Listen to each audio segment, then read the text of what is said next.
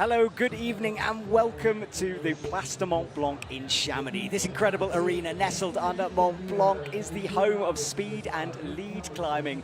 And this evening, as you can see, 28 degrees, 27% humidity, good conditions coming in for our climbers. And as you can see, the crowds have been coming in as well. It is absolutely packed here. My name is Matt Groom. It's a pleasure to be joined by Hannah Schubert. And Hannah, you've been with me for the last couple of days.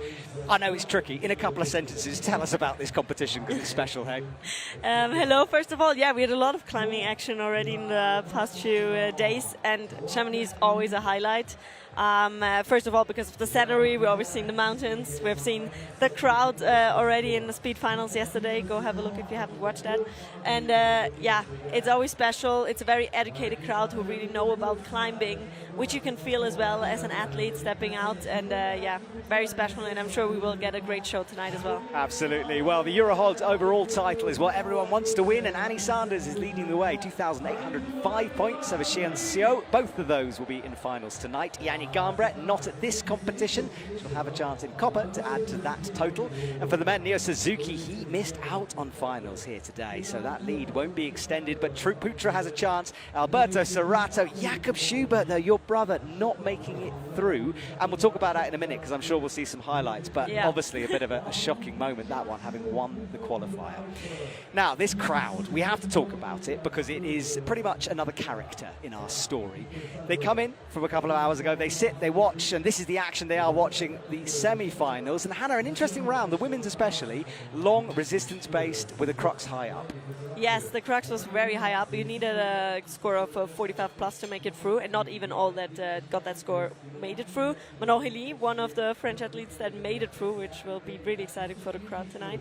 Yeah, very long routes, very consistent, but like the route setters told us that semis, like the final, will step up the game now, because they saw, okay, so many people climbed high, we have to step it up. The athletes are even stronger than we thought they would. Yeah, but it was still a very nice show. And we see Jane Kim. Like, it was a very crimpy section here. Like, it was a hard row, but these athletes are just so strong. Yes, they are. Jane making it in. Can she get another victory? She's won here before. And this was this really quite difficult section. Feet first, as you were saying, and Annie Sanders was in cruise control for most of this route. This was what Nika Potapova was calling the snake section, because it wound down the wall.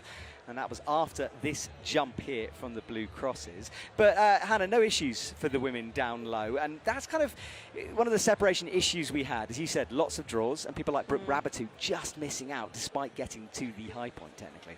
Yeah, actually, we had some women climb to the 45 plus very early, actually, in the semi-final. And that this score would be enough for finals, we didn't know until the end. But yeah, a lot of athletes climbed until then. And it's, I mean, obviously it's heartbreaking when you do a 45 plus and you're not in finals, but that's just a lot of very, very strong athletes right now. And for the men, it was more cruxy, more bouldery down low. This sequence especially caught a few out, but not Putra Ramadani, who's back in another finals. He's already won his first gold this year in Prague, and his home country of Indonesia go absolutely crazy when he gets on the podium. This is Do Hyun Lee, and Hannah, a good all-rounder, a route that might have suited him because of that bouldery style. Yeah, for sure. He looked very confident. I think for him it was good that he was hard right from the beginning. Also no room for mistakes. He really very straightforward. And I think he did really well, and I'm curious to see how he will do in finals. And Sam Avazou doing it for the French crowd. Max Berton, his teammate, not making it, but Sam was looking impressive out there. Hannah, maybe an outside chance, but you can't count Sam Avazou out, can you, for winning here? For sure. I mean, I think he's a very, very talented climber. I mean, we've seen him in boulder and lead, and especially also a really good boulder, so also in these boulder routes, really strong. And I mean, with the French crowd in his neck, everything can happen. Exactly. Well, this is the starting list to remind you. And let's talk about Jakob Schubert now, because he qualified in the top spot for semi-finals with 2 tops in qualies. Hannah, not his round. Obviously, you're his sister. Have you talked to him? Yes, I have talked with him. He was actually a 9th, so just 1 spot out of finals, which is always a bit painful. But I mean, there were a few moves between him and the score he needed. Yeah, he said he was feeling really good in qualification. I mean, top both routes, came out last in semis, but just didn't find the flow in the route, didn't feel 100% there. I think he had a foot slip in the end, which also caused him to fall. he said without the foot slip, maybe it could have still like happened, but he said he just didn't feel 100% in that route, and he should have climbed better, and that's it. Obviously, he was heartbroken, but that's the game, and he also accepts that. Yeah, it's a mature aspect from a mature climber, but he will miss out here. Right, these are the women to be presented to our massive audience here. Lots of regular faces. Rosa Recker is becoming one of those. She's still young, just 20 years of age, but yeah, becoming more of a regular in this setup. So Rosa Recker is announced first of all. She will qualify first, having qualified in last position. And the next athlete, Manon Healy. This will be her last ever World Series event. She made finals in Innsbruck, didn't get the result she wanted there. She's fought back here, and if she gets anywhere near the podium, it's just going to be a wonderful story. Yes, for sure. And then Erin McNeil, well, there is Manon Healy in the blue for Team France. What a special moment for her. You couldn't write a better ending to a accolade-studded career. And then Erin McNeil, she's very rarely outside of the top 5 in lead climbing. She's won multiple boulder medals this year. Erin McNeil stands in front of the biggest crowd on the circuit here. She's got silver in boulder in Innsbruck, but missed out by 1 spot on the medal tally, 4th in Innsbruck. She'd like to upgrade. And then your teammate, tell us about Jessica Pills. Yeah, Jessie actually had some good events recently, like especially in Innsbruck. She was 3rd after qualification, 3rd after semis. Like, couldn't really put it together in finals, but she's starting to get better and better, and also gaining more confidence through every round. She's doing well. Also was 4th in Prague, and yeah, she won before in Chamonix, her first World Cup victory, 2018, long time ago. So it's a very special place for her as well. And Jaen Kim is another one who has won in Chamonix. She's next to be announced. Occasionally slow in terms of the clock, not a problem here today. Back in 2023, she took the gold medal here. Can she recreate that? She's made no bones of the fact she's going for the Olympics in LA. Of course, dedicated lead climber. So let's see what she can do. And then Annie Sanders. I mean, what else can you say about this lady? Hey? That she keeps on winning. That's what you can say. Yeah, she does. She was going for the double-double in in Innsbruck, having got the double in Prague. Beaten by Janja Garnbret there, who got her 50th gold medal. And then Alexandra Totkova is back and in form, which is so good to see her. Yeah, she had an amazing run in semis. Like, yeah, very well deserved to stand here now, and I'm curious to see what she will show us in this final route. Definitely one to look out for the podium. Yeah, I agree. And then Xian Xiu came closest to topping. A couple of holds off that. She regularly tops routes, but the semi-finals has been tweaked. We'll hear more about the route in a minute. Might be a little bit harder. Right, that's our top 8 from a big qualifying pool. Whittled down to semi-finals, 24 there, and just 8 in finals. And for this moment on, the next time they step onto the stage, they will be tied to a rope and attempting to win. Yes, then it counts. Yes, exactly. It's game time, isn't it? And that's our wonderful crowd who are here. They'll be making an awful lot of noise throughout this performance. For sure. You can see a lot of them brought chairs, so they're here for a while. They've made themselves comfortable. They've done this before, basically. Yeah, but they're ready now. They're ready to give it all. Observation, Hannah. As a pro athlete yourself, what are you trying to spot in these moments? What were you looking for? So the thing is, you have 6 minutes to watch this route, and you might think 6 minutes is pretty long, but it's actually not. It passes really quickly, especially with a long and complex route like this. So usually you go like basically from start to finish through the route once by yourself, then you talk with other athletes, either your teammates if you have some in the final, or to other athletes, discuss things maybe that are not clear to you, or the whole route. Then you try to look for details through the binoculars that most of them have with them to get some close-ups, especially with like small chips on volumes, like small holes that are maybe behind the edge, or tick marks that are there with chalk. And also, if you have time, you look for positions to clip from if there's like maybe something that you have to think about, because we saw sometimes with quick draws that makes the difference, like if you keep on going or if you still clip from earlier, whatever. So there's a lot of things to look out for, especially with complex long routes like this. So yeah, a lot of things to do in these 6 minutes. And usually also when you go back in ISO, you still like talk to people or go through it in your head again, and yeah, try to remember it all before you go out. Well, remembering is the name of the game, isn't it? Because that's the hard part, especially when you read it at the beginning of the round, like the men have, and then they will come back. One section before the 360 spin, the section after the 360 spin. So the section before is very resistant and very physical. You can accomplish a lot of little mistakes that it will cost you power. And somewhere in the middle of the route there is a very spectacular move, or at least we expect it, where the female climbers spin towards the public, face towards the public, and then from this on it's just very endurance route, full of little tricks, climbing on volumes. And on the head wall, just the heads get very sideways with very physical body positioning and climbing for the last jump. Well, there we go. That's Jan, our chief route setter, and that spin in the middle is going to be interesting. It's not a full spin. There are ways around it as well, but there might be potential for for the climbers to face the crowd. The route setters called it gymnastic section or gymnastic move or something. So that was something that I found really interesting. I'm like, oh, I'm curious how this will look if climbers do gymnastic on the wall. When I hear gymnastic, I hear risky. Exactly. Low percentage. So and that's we'll also see. when I'm curious if they find a way around it, because usually you don't want to do too risky moves because you just have that one goal, which is like the exciting thing about league climbing, but also that's why you want to climb like very safe, which is not always possible, but at least you try. All right, well, our crowd are starting to build up the volume here because we are seconds away from our first climber to be announced. I can see a curtain twitching in the background. Rosa Reka is about to step onto the stage, and here she is from Slovenia, the only Slovenian athlete through to this stage. And listen to that wave of noise. With the mountains starting to turn golden in the background, this is a special place to go climbing. For sure, it is very special. Right, Rosa will remind herself. And this route starts hard, almost immediately. A couple of quick draws in, they will be working. Some nasty pockets, and the athletes have worked very hard to try to create even more uncomfortable positions for the climbers. Here we go. It's always interesting to see that first athlete on the wall because you have no idea about this route yet, and it's just like she can show it to us, like, first of all. So very excited about this. There you can see the slopey section. Yeah, so the friction is always important here. The sun's been off the square for a while, but there'll be a bit of residue heat coming off this wall. And she's being careful down there. You don't want an early slip. Yeah, for sure. Especially now that there's used so much dual texture holds and volumes in the routes in competitions.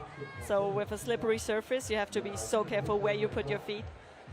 Now this pocket indicates the start of the difficulties here, and immediately you can see her working hard and almost a hesitation there. Had her a little bit high on that pocket as she found it. Yeah, almost overpowered it a bit. I think it's hard to see because it's also on a volume, so it's a bit more far out. But yeah, with routes like this, it's really important also to climb very, have a good pace, climb determined, because like the route is long, and even like if there's maybe not so many spots to rest, you have to really climb consistently and very determined and straightforward, especially when it's so powerful. So to make sure not to lose so much energy. Yeah, clever toe hook from her, and then up to another hold that looks better than it is. And then shouldery Gaston-style moves here as you move away from the 20. Scores are down on the left-hand side. She's on hold 20. She gets a plus if she goes towards the next hold. Center of gravity and mass and a movement towards it. Yes, and she's now slowly approaching this gymnastics section that we talked about, where she might potentially face the crowd if she does it the way the route setters intended it. Yeah, they did say to us the women will try lots of different things through here because they do think outside the box in these situations. Yes, for sure. They said the pockets are pretty good, and it's more about the positioning. So how will she figure this out? The feet run out, as you can see. You've got to be creative. She faces the crowd for a second. Job done on the gymnastics section. Yeah, that looked very solid. No hesitation there. Immediately executed the move. So she can breathe here a little. Yeah. But yeah, not a lot time, or like not a good position to rest. Locks off that left hand. Keep an eye on the clock, bottom right of your screen. She's got 3 minutes 20 left. When that runs out, she's done. and about halfway through at the moment. I feel like she is a pretty good, straightforward climber. Like also in the final in Innsbruck, we had some people struggle with the time, but she didn't. She was like just very straightforward, very good pace in her climbing. All right, well, she has that blocked crimp nailed. Now, this shouldery sequence, and again, lovely drop knee with that right knee. And she goes again. You can hear the crowd getting louder and louder. It is fairly deafening here, and our commentary boxes are quite away from the crowd, but we can hear it. Right, wide pinches and dual techs in the middle of them, so it's going to be a bit slippy. Yeah, and I mean, these pinches don't look too good, but she's doing really well. Oh, a very high heel here, dear. You see that the hold is blocked, so there's not a lot of space for her heel, but she makes it work. And now she's entering the head wall. Yeah, that line indicates an angle change. It's steep through the middle part. It eases up in steepness up here, but the technicality tends to get more difficult. Yes, and you see like that already the first two holds there are blocked, so like they made the crimp that is there blocked with another hold, so even less space for the fingers. Well, our drone picks her out on the wall. She crosses over the divide. Arms will be burning at this point, though, and that's a very, very open crimp, that one. Yeah, it's almost like a slopey crimp. And there you can see that the foot positioning is not so good as well. Like also the hold she's standing on is blocked by another hold. But already very good job from her here. Rosa is hanging above the crowd on the head wall here. Reaches up with the left hand. Incredible stuff from her. What a performance for our first athlete out. Fingers fire at the end. But that was a great effort, Hannah. That was a great effort, and she still looked pretty good. Like it looked like if the move where she fell was a little bit easier, she would have still been able to climb a bit further. Like she looked pumped, but not like completely pumped. So like still, it looked like she had something left in the tank if the move would be a bit easier. But very, very good performance from her. I mean, she's the vice world champion, so not to forget, very, very strong athlete. Yeah, she's got that pedigree now, even at 20. Let's watch some of the moments. That was actually the sketchiest moment for her, honestly. It was kind of a couple moves in, and she just missed the pockets ever so slightly. This was where she fell. Watch the left hand. It rips, but the feet were going more than the hand. And you see that with the right hand, you only have like a thumb there. Like you're not really holding on to something. You just press the thumb against the hold. That looks like a really hard move, so I'm not surprised if we see someone else falling there. But very, very strong performance from her. First climber out, and now we see how much worth it really was in the next few athletes. She now smiles and leaves the stage. And everyone, get ready. If you have sensitive hearing, you might want to move back away from your TV screen, because Manon Healy is back there behind the curtain, and this crowd is going to absolutely erupt for her. Yeah, for sure. She's been very clear on Instagram that this is her final competition. She's actually a fully trained nurse, and I don't know if she's returning to that. Look at that, the sunset on Mont Blanc saying goodbye to a legend of the sport here. But Manon doesn't want to go in 8th place. She wants to be right up there fighting for a podium. And it would be incredibly cool if she can get this done. She's got a bronze medal to her career. See if she can do one better than that, eh? And she also was in the final in Innsbruck, so yes. but like leaving in style with like 2 finals in her pocket, and like of course final at home in France, like that's just, yeah. She also said it in the interview that I did with her in the semifinals. It's like a dream. Like that's exact. Like she couldn't think of a better end, and she just wants to enjoy this final now. Yeah, it's her moment. So let's see how she deals with this. And I've just got my fingers crossed for down low here, because the bottom section is sketchier than Rosa made it look. Yeah. First couple of draws in though. There's a little traverse. You've got to match your feet. Just be careful not to stand on your own toes here. And then a bit of a big move up. She's doing it with the heel. And another sloper. Now this next pocket is deep, but you don't want to hang around on it. It's a good hole, but it is a sort of a muscly position to be in. Yeah.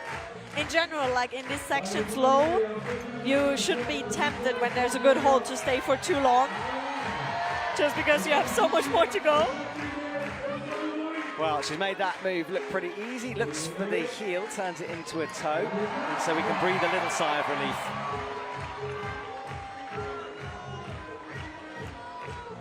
And now a big reach up to that hanging quick draw. So another traverse to come here. Yeah, Yes.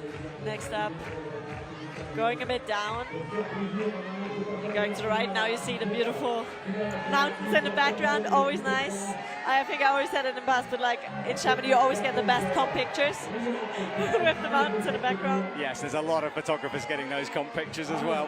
Right, hole 20. And she'll just take a moment to pause here, but not too long on these crimps. There's no positive edge on them at all. Yeah. That's also what the route setters said, that they tweaked a little bit after semifinals to make some holds like good enough to do the move, but like worse enough that they could not stay there. It's a balancing act, isn't it? This crowd are truly behind Manon Healy, and they will enjoy it if she spins towards them as well. Gets the high clip. The crowd is going crazy already. They know what they might see here. Yeah. How will Manon read this? She'll want to do it safely. Oh, she doesn't do it safely. She just launches across. Awesome. Just do it. But I mean, that's the most important, to be very committed here. I think she's just decided, you know what, if this is my last one, I'm just going to go as hard as possible on this, not worry. But that was an awkward little match there. Yeah, I think as an athlete, like most of the time, you're the most nervous in semis because it's the hardest round to survive. Like once in finals, everything's possible, but semis is like a nervous one. And Manon also said she was really nervous and she's very proud of herself for like pushing through and making it to finals. So I hope she can just climb freely and enjoy it. Well, that's what she's hanging off. She's choosing this moment to rest. She did check the clock, and the clock is available to her down on the ground, so she'll be able to see it. And this is quite a tricky move, this one. Yeah, but I think she's smart, like resting here for a bit, but because I think it's like the last good resting position for a while, or maybe forever in this route. I don't know if you ever get something else like this. I don't think so. Well, the crowd respond as she gets moving again. Hits another one of those open-style crimps. And you could see how small this crimp was when you had the close-up now. She's having a look over at that clip. She'll have to sort of do quite an awkward one here down below. That's nice. Cuts loose, and the crowd just is so loud. That knee bar, awesome knee bar. That's a very good idea. Maybe she finds something there in there to rest. I think the next few moves look pretty hard, like the ones with the pinches. We saw Rosa doing them. Yes, this move, like this move, and then the next one. Yes, because I think. These pinches are big though. She's struggling now, trying to rock up on that heel. The noise is unbelievable. Finds the left crimp. She's skipping the second pinch, now using it, but that was a very good solution for her. She's matched. She's in some trouble here, but she's still fighting through. There's the head wall. I can feel that pump building though. You can see it. Yeah, but what a fight. Like these two moves, they were really strong. That fight, she's really giving everything in front of this amazing crowd. So she's taking another moment to rest. She's got a minute 24, so if she moves quite quickly after this, she'll be okay. Gets the heel in. She's ignoring that quick draw for the time being, which is telling, and down she goes. Currently in second with a 41 behind Rosa Reca, but giving it absolutely everything out there. That's awesome. That was really, really good climbing from her. Also, like how she solved that section with the pinches was actually really smart because she did it differently to Rosa Reca. But I think Manon is a bit. The crowd is going crazy. I think Manon is a fairly small climber compared to Rosa, so I think it was a good idea for her to do it differently. Very good climbing from her. Well, she waves goodbye to this crowd. We're loving every second of this. Let's see some of her highlights. This was on the traverse section. The spin was executed beautifully. I thought she was going to be a bit tentative on it, but she wasn't at all. Straight through. And then this was the bizarre match. She kind of made work, but there wasn't a lot of room going on there. Up with the right hand, 2 fingers on, and falling just on that separation between mid-wall and head wall. All right.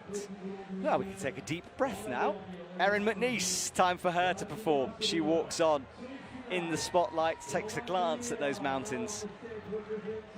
Like usually when you're in the, like an athlete in the back and you're the next coming out, you kind of try to listen to the crowd, how well the person in front of you did.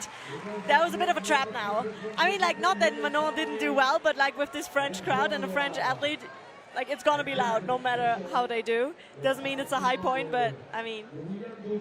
Yeah, it was a sort of a topping roar from the audience, that one.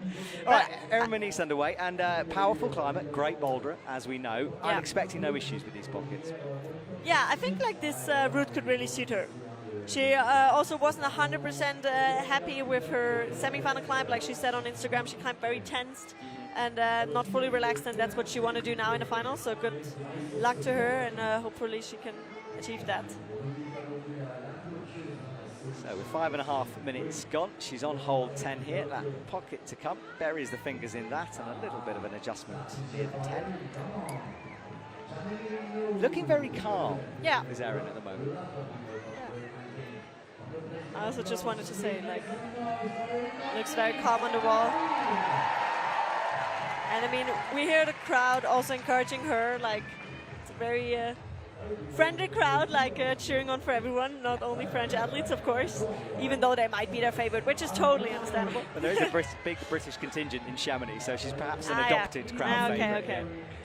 I think that it's it's a nice crowd in Chamonix. They like support everyone, and they just like to watch great climbing, and that's what these athletes deliver. So it doesn't matter the nationality or where they come from. Like, we want to see great climbing, and that's what we get.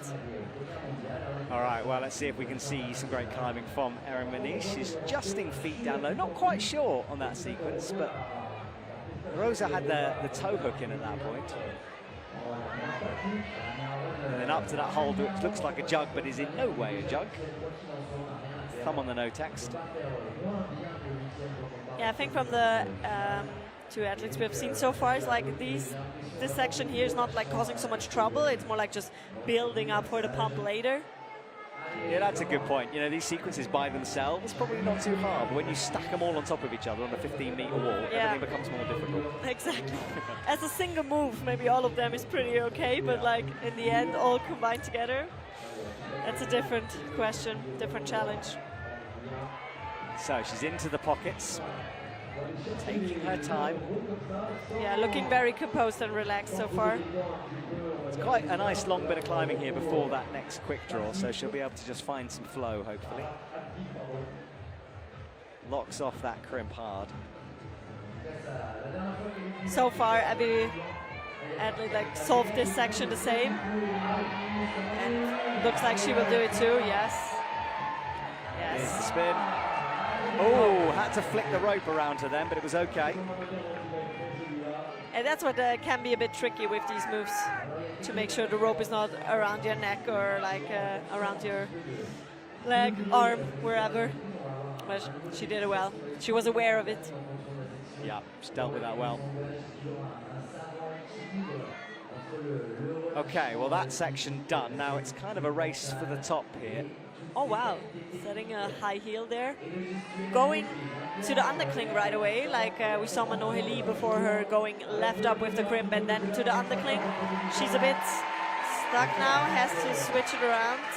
So maybe a bit of a hand error there on hole 30, yeah, or maybe a more difficult way of doing it. Yeah, I think it was more comfortable to go with the left hand to the undercling right away, but now she had to switch hands. I mean, she made it work. But I think it was more naturally the other way around. But as long as she made it work and it was not causing too much trouble, like taking energy from her, it's all good.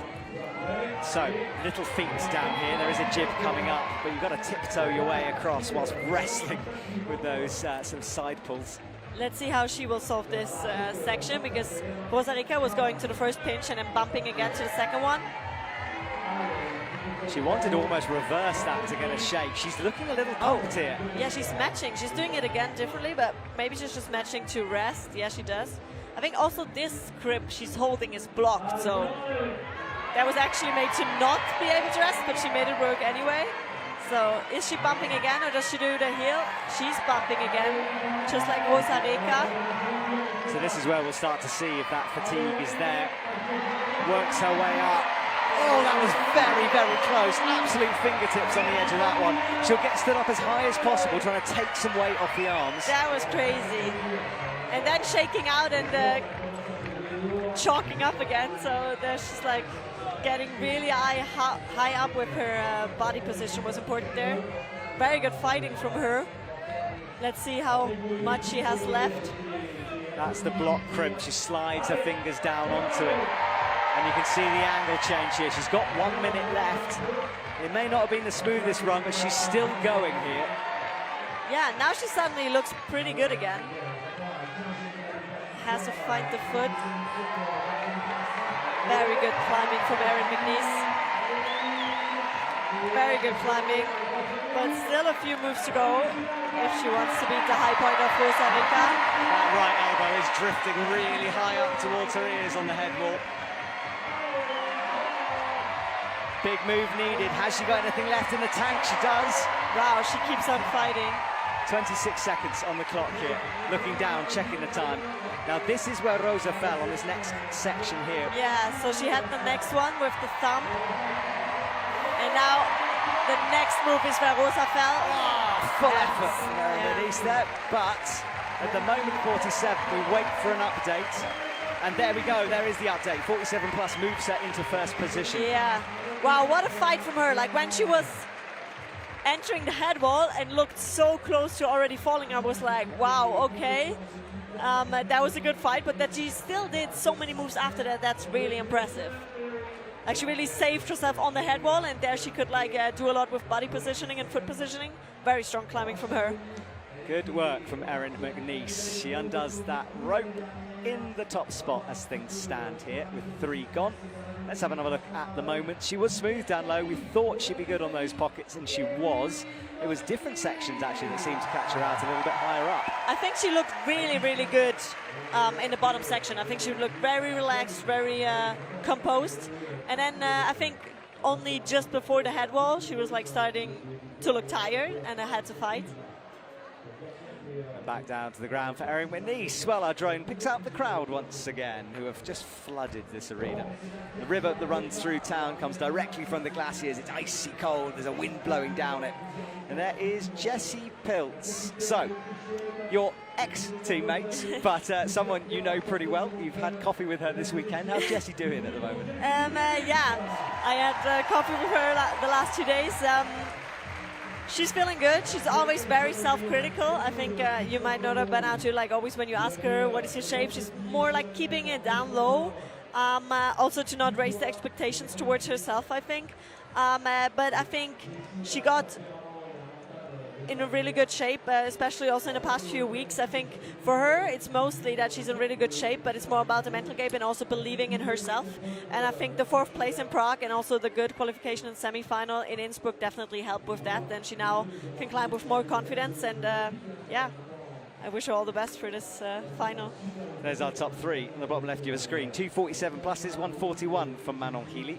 So high finishing positions for the athletes here. Jessie won't know what that position is. I mean, she knows that it still took quite a while until she was out, so I think she knows that they at least didn't fall like 3rd corrector or something. But yeah, obviously she doesn't know how high she has to get for taking over the lead.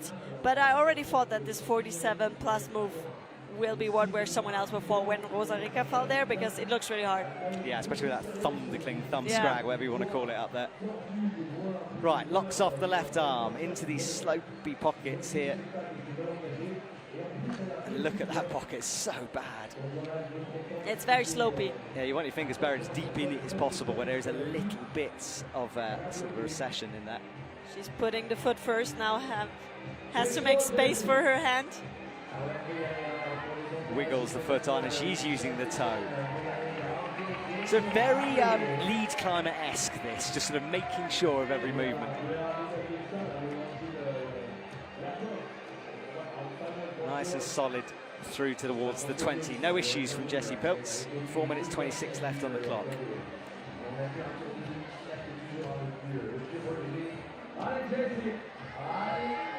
Yeah, Jessie, very experienced climber. I mean, she's been on the circuit for a very long time. She also climbed in Chamonix multiple times.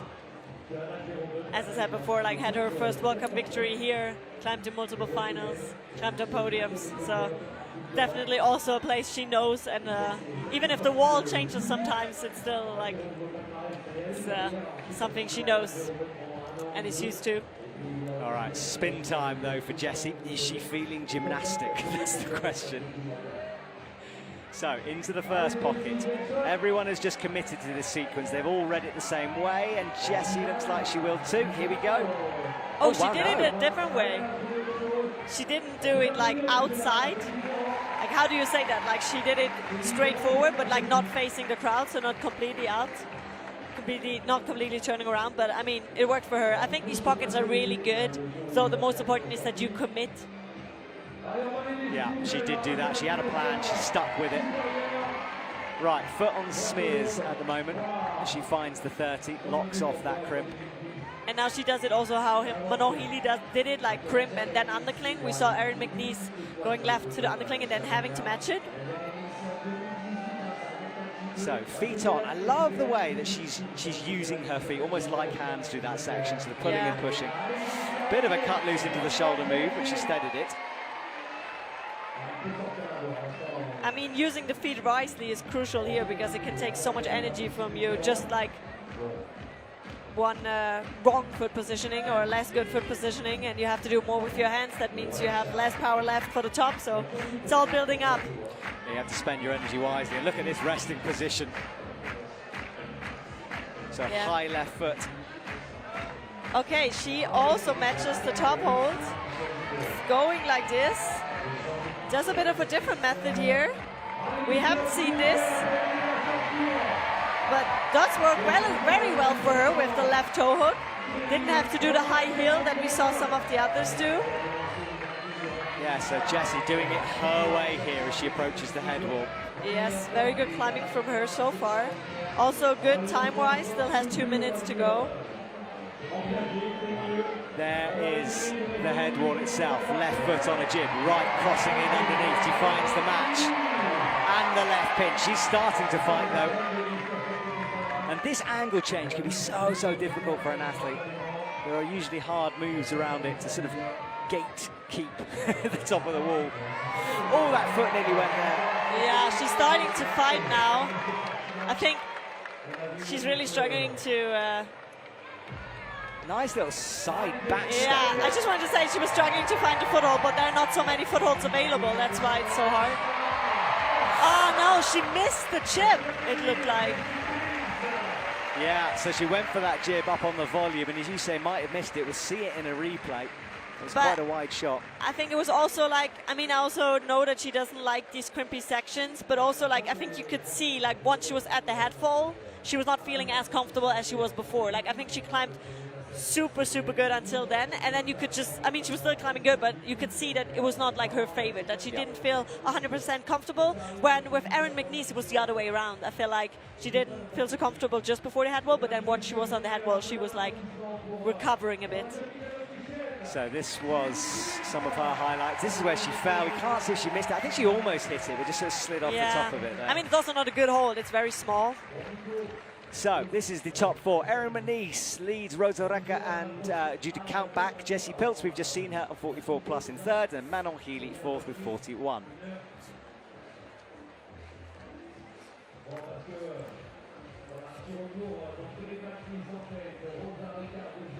Well, there will be a brief pause here while we reset for the second half of the women's competition. 4 more ladies to come, the top qualifiers to climb, and as we've seen, some high finishing positions so far for the athletes.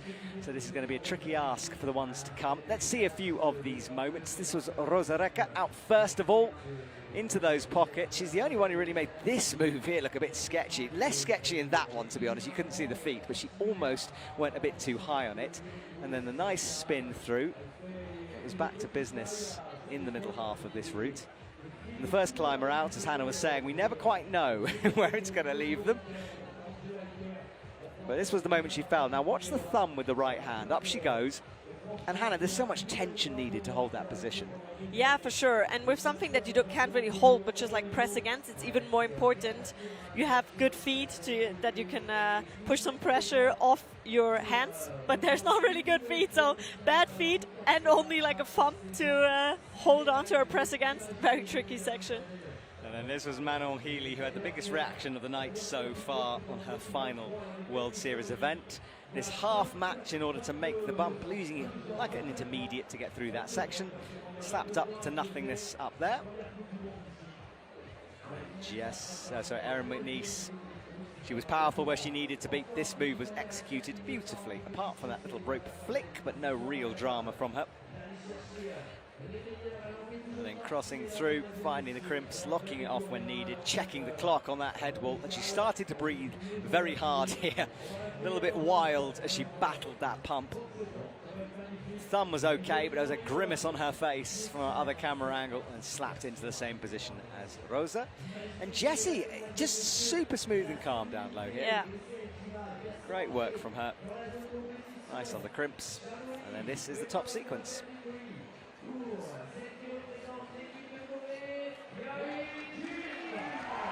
Here we go then, the second half of the women's final.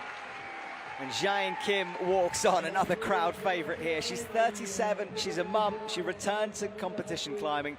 She's won here in the past, and you never know, do you, Hannah? I mean, she's absolute quality. For sure. I mean, you see 31 gold medals, so that's insane. Yeah, it was actually pretty funny when she was training in Innsbruck just before the World Cup. One guy from the Austrian youth team, like still coming up, was like asking me if they're supposed to know this person climbing there because she has a Red Bull chalk bag, and I was like, yeah, actually yes, but I mean, like, it's not like I judge it. I mean, like, it's the generation coming up, like. Well, she's understated as well, isn't she? You know, she's not that sort of loud superstar. She just quietly crushes. And I mean, she had 31 gold, but maybe like the time where she was regularly winning these gold medals is not there yet. But I was like, you know, for me, it was just still shocking because like I grew up with her, like I was competing with her, but also like she was there the whole time. I can remember, and just someone not knowing who she is, I was shocked. I hope you informed them. yeah, I informed. But I mean, like, as I said, like, I'm not judging this person not knowing, but it was still like, just like a shock because for me, she's such a legend, such a big part of the sport.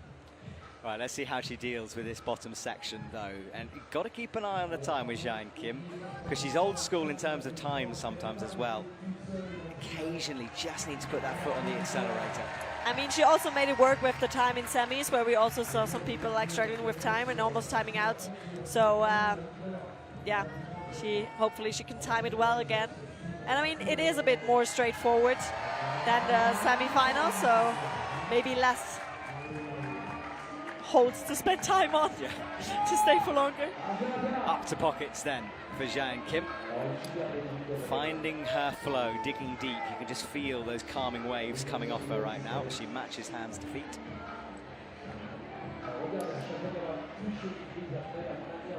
Big slopey pocket to come though. I think she's just always beautiful to watch. Like, she has such a like calm, fluid climbing style. Yes, but she has perhaps got to speed up here a little bit. 4 minutes 20 on the clock, and she is only a couple of quick draws into this route at the moment. Yeah, that's the tricky thing about this flowy and calm climbing style, that time can become an issue. So up towards the 20 now. We'll lock that off. Blocked crimp to come. Setter's putting that in, sometimes to prevent heel hooks, sometimes just to make the athletes' lives a bit more difficult or make a hold worse on occasion. Up to 21 now.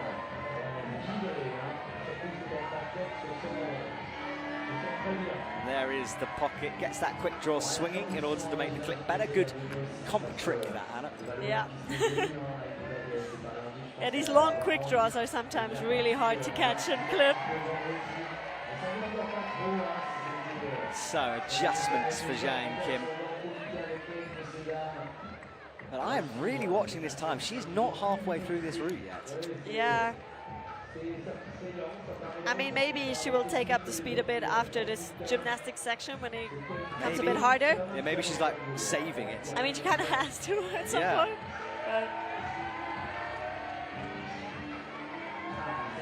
I mean, back when I started competing at World Cups, it was still 8 minutes climbing time. Now it's 6. That was also something you had to adapt. Like when you were a climber that also competed back then. I mean, also the routes changed a bit with the style, but still. She kept the foot on for the longest time there, turned it into a sort of a wonderful spinning, almost static move.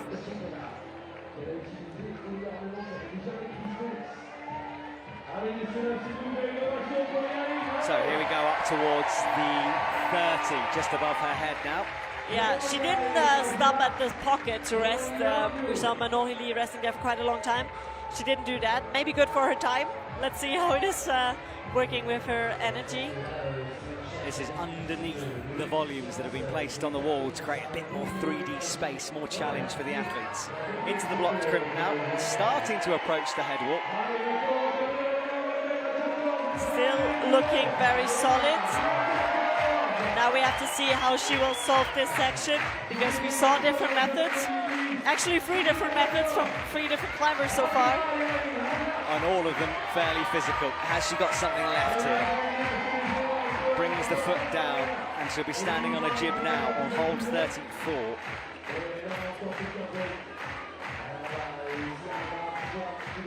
Okay, crosses through.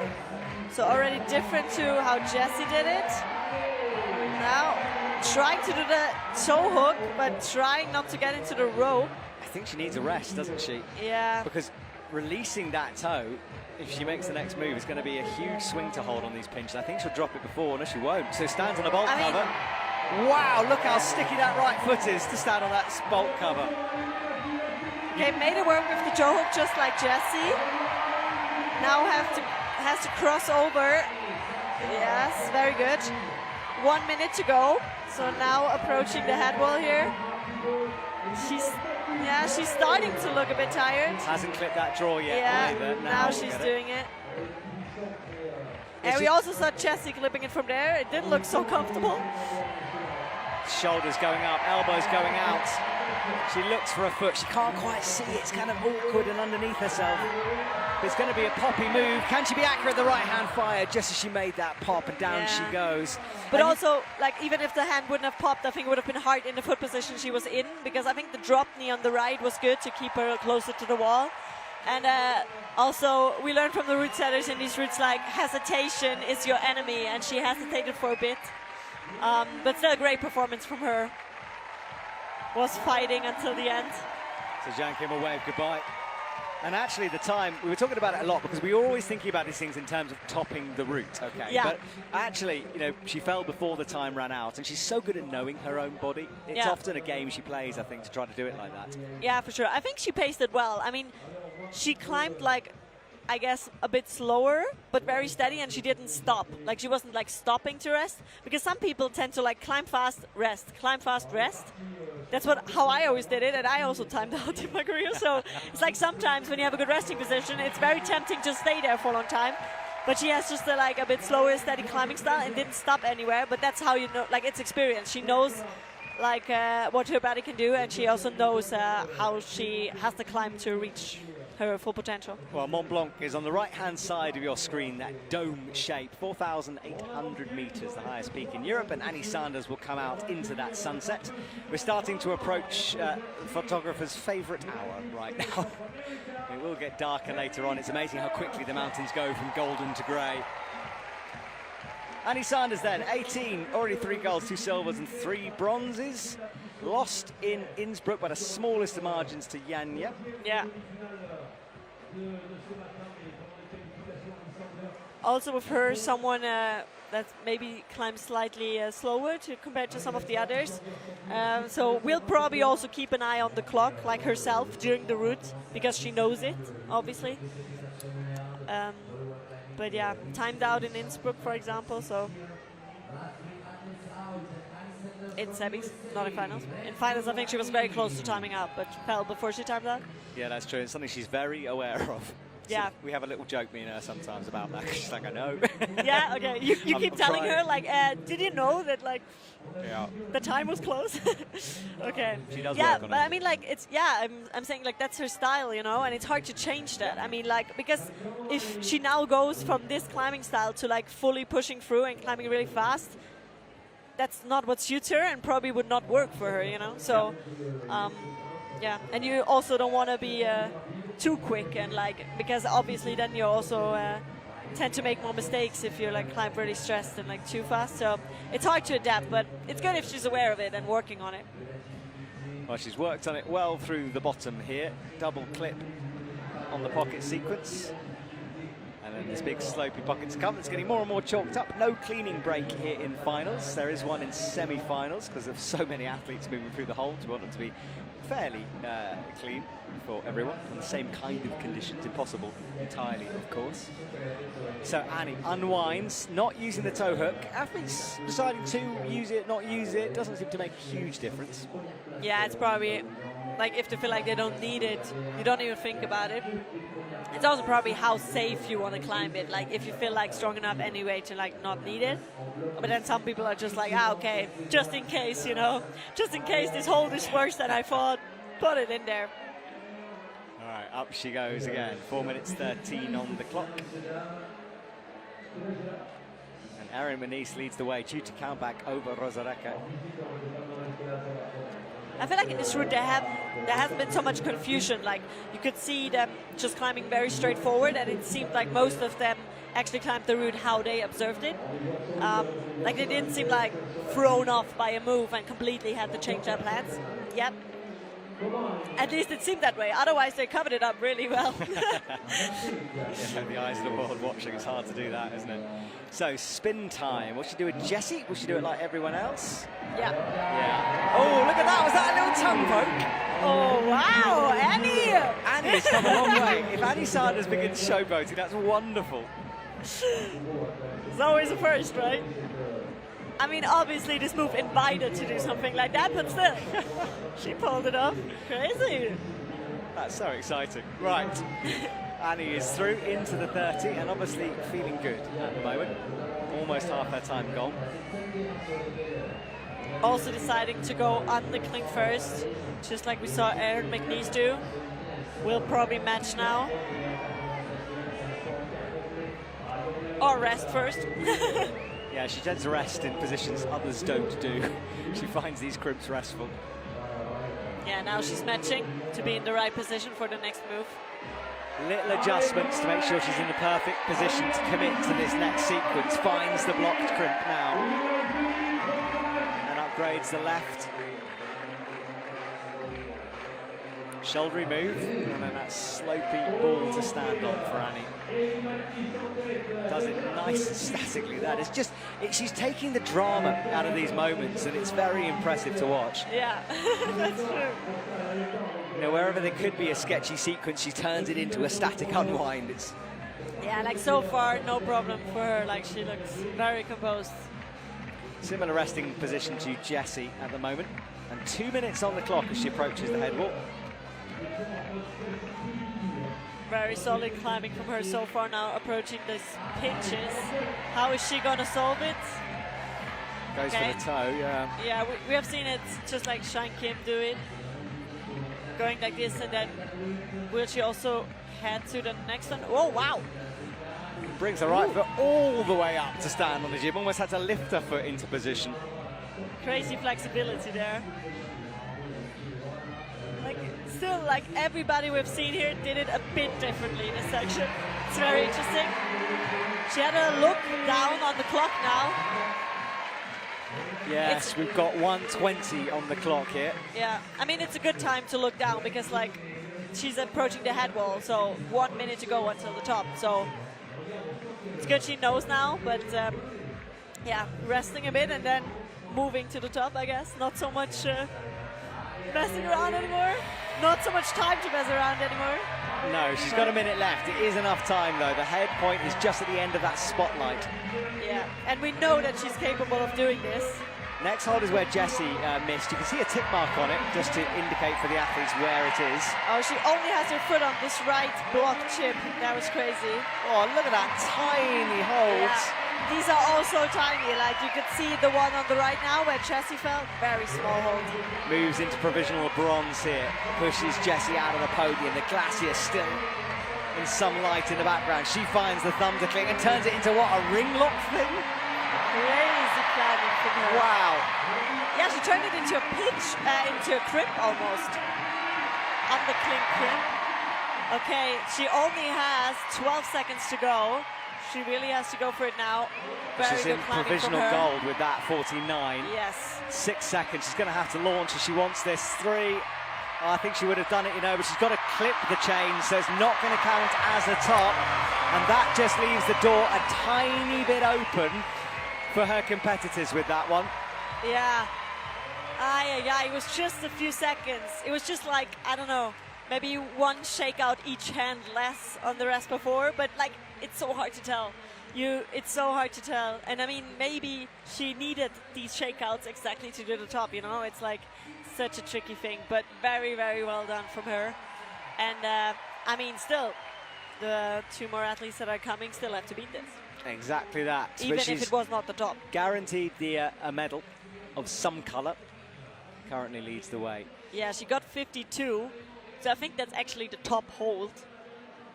But probably not like with the second hold. I don't know, because they told me it was 52 moves. Yeah, I don't. Maybe it's an update issue. It's not going to be a top because she didn't clip within the time. It's not awarded the top. It's 52. Yeah. So it seems like it's the hold, but not the clip. You know, like the clip is the top. The clip is that makes 52 the top. I don't know. Well, this was the spin move, where she had the cheeky tongue out at the audience, and then the big move to the top. She held that swing beautifully on the judge. Yeah. And she knew the second she clipped it, she saw the clock and just went, oh.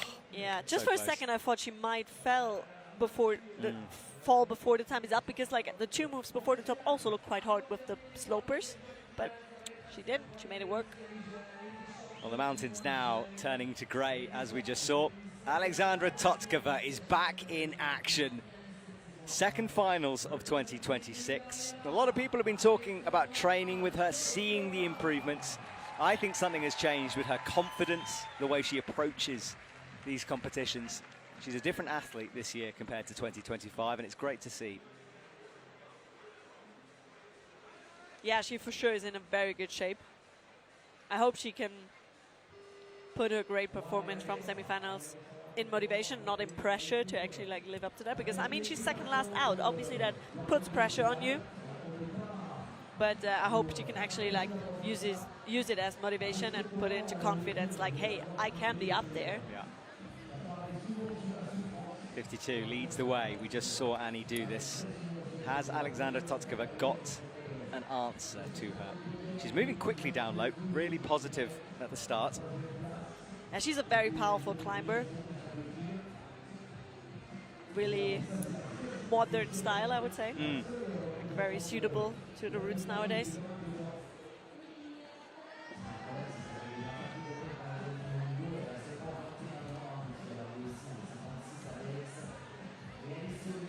So pockets done, using those heels and toes nicely.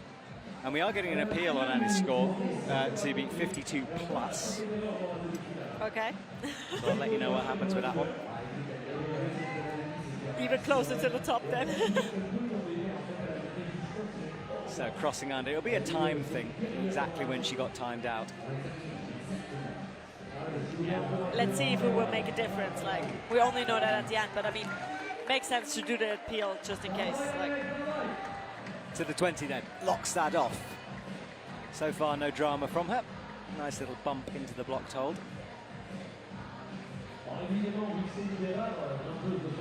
Climbing very well so far. Like, doesn't look too nervous or too hesitant.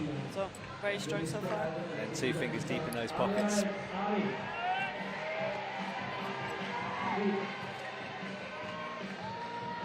Four minutes 10 on the clock. She is climbing fast here. Here comes the spin move. Oh, launches over, then unwinds. That's nice work from her there. Very Again, well just full commitment to it. Yeah.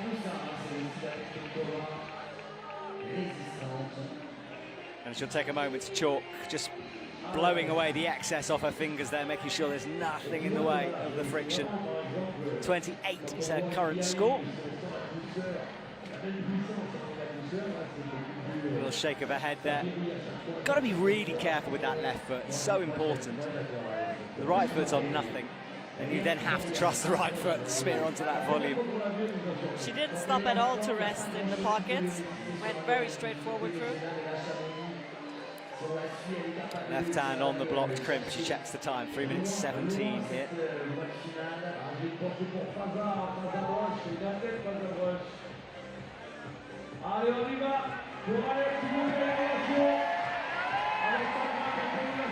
Upgrades the feet. Right, this is the shoulder move.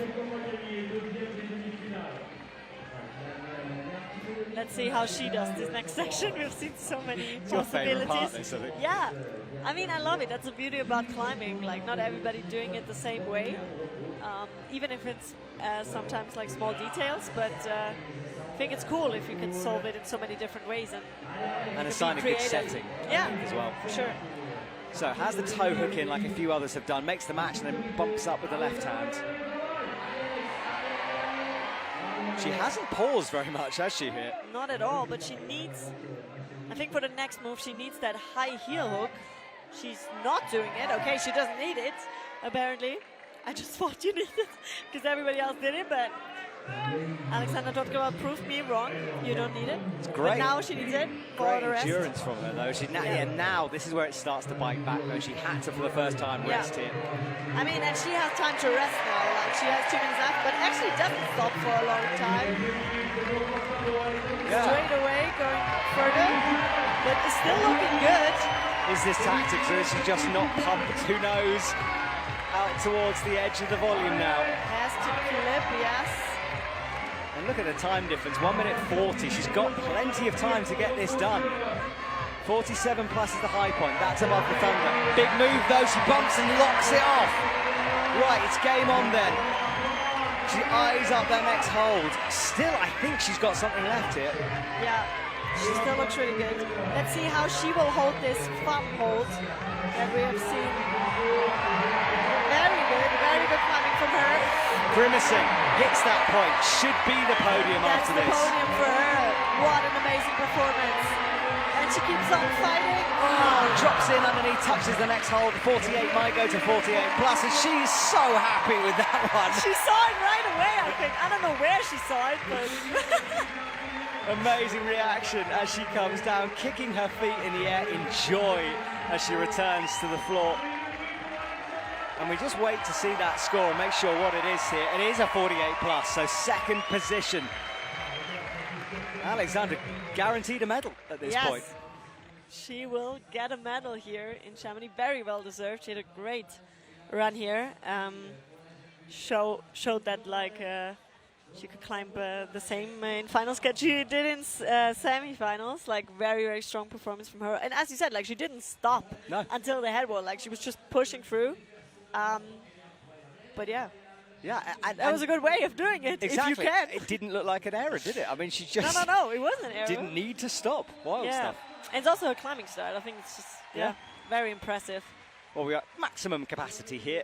There's a giant screen for those at the very back, because although this wall towers above the square, it's thousands deep. Last year, there were over 12,000 people in and around the surrounding area of this wall. And every year it seems to get bigger. The athletes are on the left-hand side of the stage in the spotlight. Alexandra Totkova is hugging her fellow competitors. Really nice to see.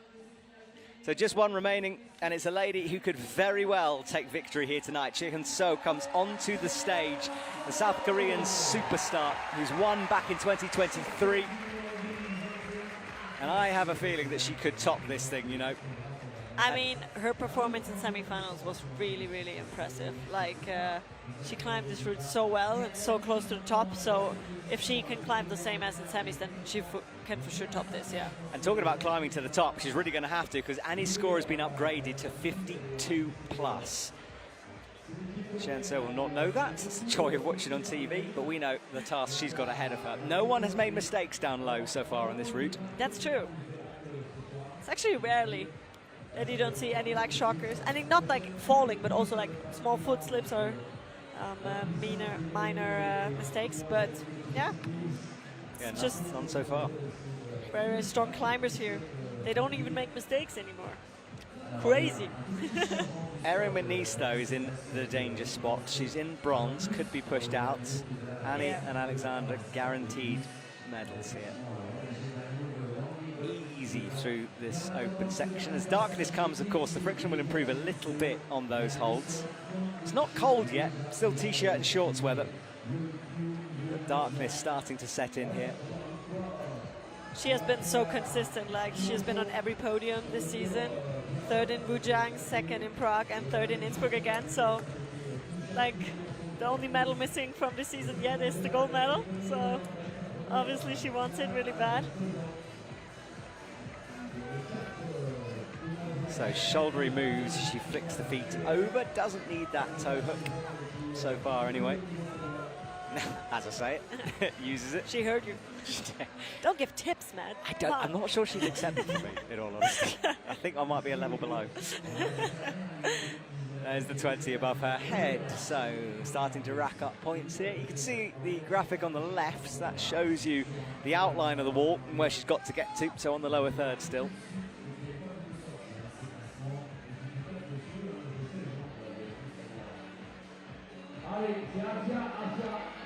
Into what is quite a good pocket to start this boulder sequence. Yeah, it looks like a very solid climb so far. Moving towards the... I don't want to even say gymnastics section anymore because I don't know, like... They make it look so easy that I don't want to say gymnastic. She flicks through as well. Nice and simple. Problem. Foot on the bolt cover as well. And to remind everyone, you can do that. It's absolutely okay. It used to be the same. There are bolts actually above her head. If she stood on that, up by the volume, it would be an issue. The bolt cover is there to protect the bolts and stop athletes getting discounted points. And you can use it, but it's the slippiest surface. It's not something you want to be standing on. It usually causes more trouble than it actually helps anything. Exactly. It's more like, I think, also when she put the foot on it now, she didn't really weight it so much. She just put her foot there, kind of. Here comes the cross through into the blocked crimp. 3-finger dragging that. Yeah, looking really good so far. As most athletes have, so it's really starting to get very interesting now, the next few moves. So, into this complicated sequence, we've had a few methods on these big pinches. She's looking good though, 2 minutes 50 as she approaches the head wall, plenty of time as well.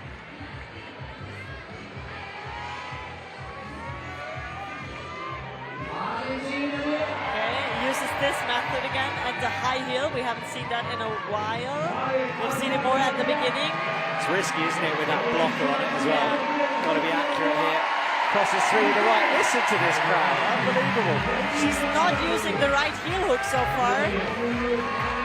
That all the other athletes used to rest a bit in this position. Like the high heel hook on the lower pitch. But it seems like she doesn't need it. Right, she rocks up on that left foot. There's the angle change. She's through that. A couple of tricky moves to come up here, though. She also didn't take any rests yet. Like, Alexandra Totkova at least rested a bit there with a heel hook, but she doesn't. So, if she doesn't need it, I mean, why rest if you don't need it, right? Yeah, it's true. Up towards the hold that Jessie missed. Got it now. Right, thunder cling to come. Annie fell on that. Well, no, she didn't fall. She nearly fell on the cross down. She fell right at the top with the time. Right, so out left, has a little look. Maybe the first time she's pausing here. No, it's not going to be. She slides off that top hold, and Annie Sanders once again will stand on the top spot of the podium. She's just bumped up into third, though, 47 plus, due to countback moves her up. She looked really, really good until then, but she also tried to do it with the thumb pressing, and Annie Sanders and Alexandra Totkova actually crimped that hold. So I think that was what made the difference in the end, because you could see she was trying to find something else, but couldn't really wrap her fingers around to grip it.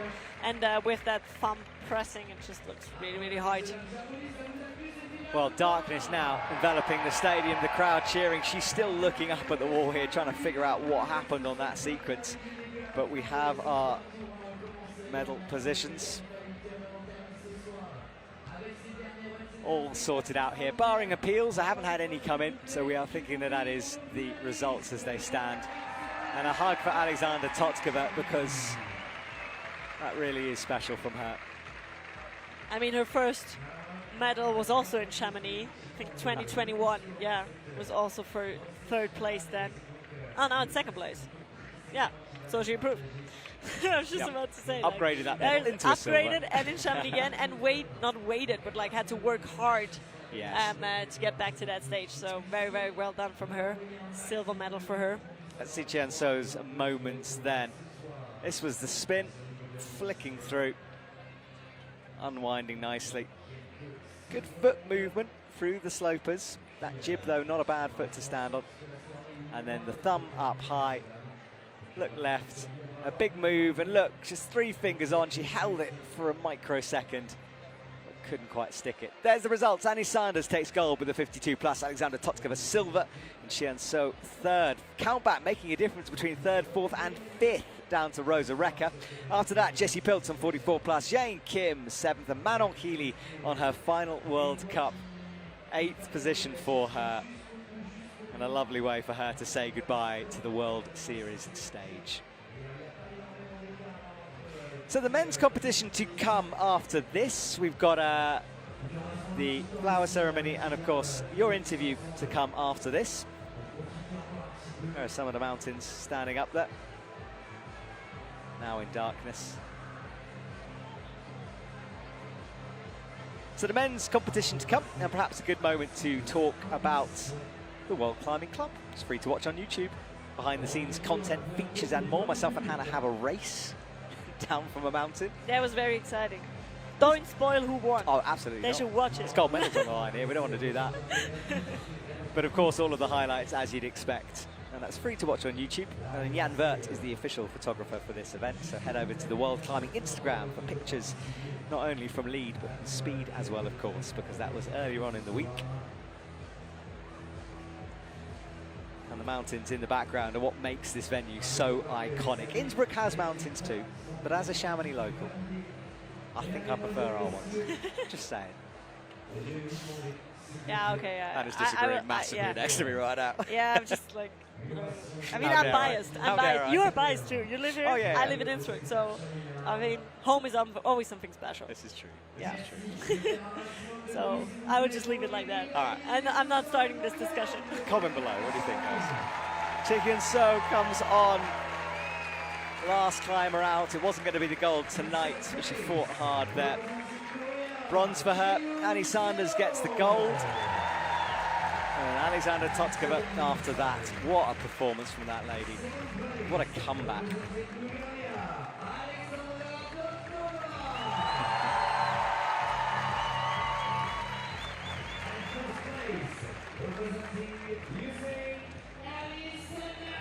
She is the new star of climbing at the moment. It's been a gold season for Annie Sanders. She doesn't show any signs of stopping, does she? Trophies awarded. The medals will be given out later on. This is just a stopgap measure. So the women together for one final time. Right, Hannah, you've got to head off because you've got to find an interview. So I'll see you in a couple of minutes. And meanwhile, we'll enjoy this crowd. And there will be a bit of a pause here while we reset for the men's side of the competition. See the athletes starting to filter down left.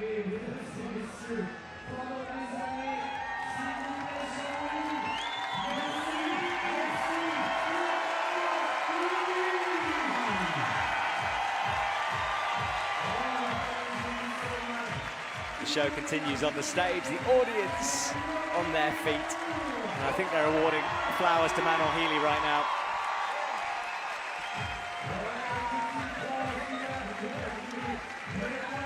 Manon Healy awarded flowers on the stage with her teammates. That's lovely to see. She's hoisted up, she's hyped up by her friends and teammates. Team France celebrates a retiring hero from the sport. Really nice to see that moment.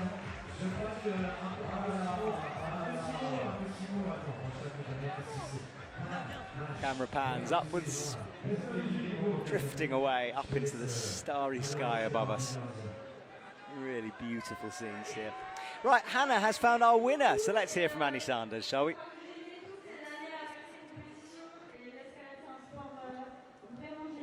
Annie, congratulations, you just won your 3rd lead gold for the season.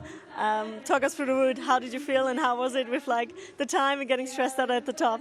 Yeah, it was pretty incredible. The crowd in Chamonix is always amazing and super supportive, and I feel like the route suited me very well. It super nice and flowy through the beginning, and then nice and crimpy at the top, which I love.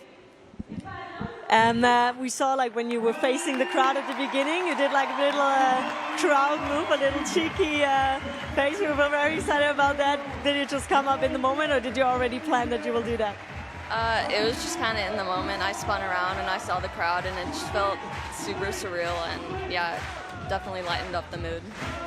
What is your goal for the rest of the season? Go home and rest quite a bit, and then come back to Europe for Koper. Great. Good luck and congratulations again. Thank you to Annie, thank you to Hannah. Nice to hear that moment was unplanned, unscripted.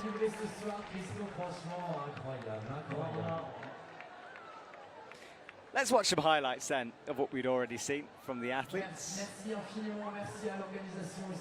This was the spin move. Nice and smooth from her. I don't know how to say, like, we have so many emotions in this climbing competition, and at the end of this long...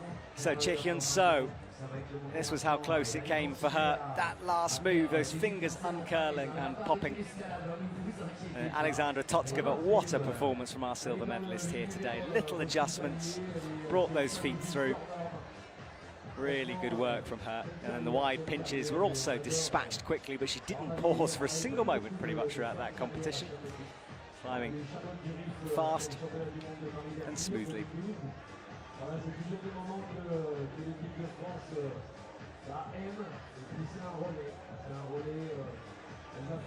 So the silver medal for her, and it was all about this sequence that got her this. Countback making the difference to some athletes. Crossing through, touching that hole for a brief second. But Annie Sanders, as we heard, lovely to hear from Hannah that that moment was unscripted. This moment here, look at this, out of the crowd, a little cheeky tongue poke. We don't often see Annie Sanders showboating like that, so it's really nice to see that. As long as she doesn't fall off anyway. Had a look up and then the top. She was timed out, but she got far higher than everyone else. Held the swing, so we got to see the top of the wall, even if the full points weren't awarded because of the time that was against her. And she knew it in that moment. She spotted the clock. Almost perfect timing, Annie. Close. So men's competition in a couple of minutes. A new route, 8 more athletes.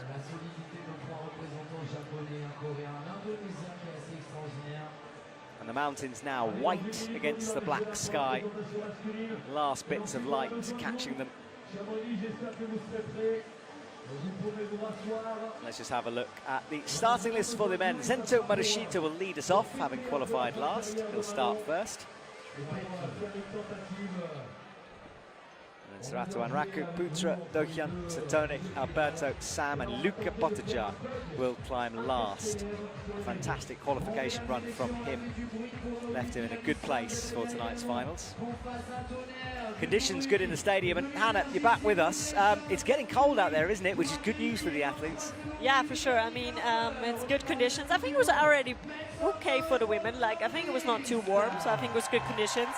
not even better for the men, so makes for even a better show. Exactly, and they're going to need a good show because there's some hard moves in this men's route. It's often a little bit more bouldery, tends to be, than the women's routes, and we do see some falls in different places often, like we did in semi-finals. Yeah, we're curious how it's going to be in finals this time. Well, our 8 are on stage to be presented. 3 Japanese athletes. Neo Suzuki not making it through, though. He was one of the surprise falls. But his teammates are in abundance in this one.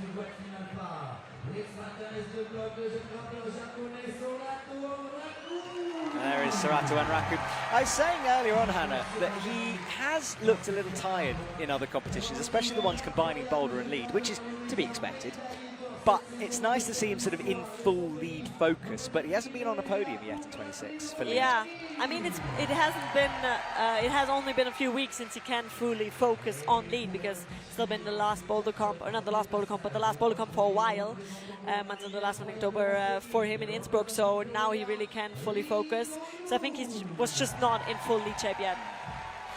Lee Do-hyun, another all-rounder, and Pucha Ramadani next to him, the star of 2026. So we'd not necessarily have expected that man would be winning gold medals and challenging often for the podium, but he's done brilliantly. And then Satomi Yoshida with a big smile. He climbs outdoors, he climbs indoors. He's not a machine. He 3-finger drags every single hold. He trained quite a bit also in Innsbruck with Giovanni Palacci, that we also see in the semi-final, and has spent a lot of hours in the gym in Innsbruck. Alberto Hines Lopez, he's certainly one of the favourites for the podium. He always is. He's missed out only on 1 finals this year, and a big smile on his face as well. And here we go, everyone. Cover your ears. Sam Havasu is about to be announced. And there's the reaction. Yes, he will enjoy this crowd with every single move tonight. And hopefully they can push him to the very top. Luca Potaja, the final athlete, he'll climb last.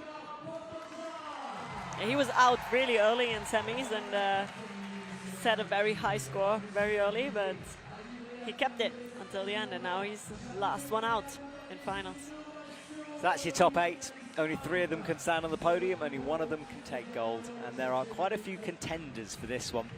Maybe Annie and Sharon were the favourites in the women's, but for the men's, it's really quite wide open here. Can't predict this one. One final look at the wall as they leave. And look at the lights in the crowd now. Very, very atmospheric here in Chamonix. So this was the observation from earlier on in the day. And Hannah, you explained it before. Similar principle, right? And for those who haven't heard it, this is the athlete's opportunity to try to work out how to climb the routes. Yes, exactly. You have 6 minutes. And you see here, for example, Alberto Hines Lopez and Luca Potoca discussing together. Like usually it's like you watch it a bit yourself, you watch it with the others together, you observe, you try to find out how the route setters intended to climb the route. There you can see also more discussing. And usually you also look closely at stuff with binoculars when you have them to see the details. Like there's always a lot of small holes around edges, on volumes, small footholds that you maybe don't see with your plain eye from the ground. So it's very, very useful to have binoculars with you. And then usually the discussing continues when you're back in isolation, because 6 minutes can pass very quickly. So then you have more time to discuss them before you come out and try to remember. Sometimes you have a plan A and B and maybe C in your mind in case one of them doesn't work. Yeah, it's very complex. It's a lot of tactics. You have to climb very smart. You have to be creative. That's also a big part of climbing. It's not only the physical part, it's also this part. Yes, exactly. It's a mental game as much as anything here. Well, we have the light show in Chamonix. This is a feature that we see all the time. And let's hear from our route setter, shall we? While this goes on, about the routes. The main route, it's very bouldery route with a lot of tricks, a lot of cut loose, campus sections. It started right from the beginning with the powerful climbing over the big volumes. There is the spin into 2-finger pocket campus section and coming onto big slopers in the middle of the section, where it really drains you off if you make a little mistake or misspell or misread the footwork. And from this section up, it gets just powerful on small holds, big moves, crosses, traversing across the top section of the head wall and entering the head walls on very, very small holds, coming to the top. Very resistant. You have to have a very precise footwork and good climbing. Yeah. Precision is the word I heard there the most, and that says a lot. You've got to hit those jibs properly with the toes. So the light show over, the crowd will start to settle in. Second half of tonight's finals ahead of us here. And Zento Marushita first onto the stage. He was 10th in Prague, just missing out on a finals. This is his first one of 2026. 22-year-old looking to add another gold to that gold that he won in Briançon in 2024. And our first time seeing this route then.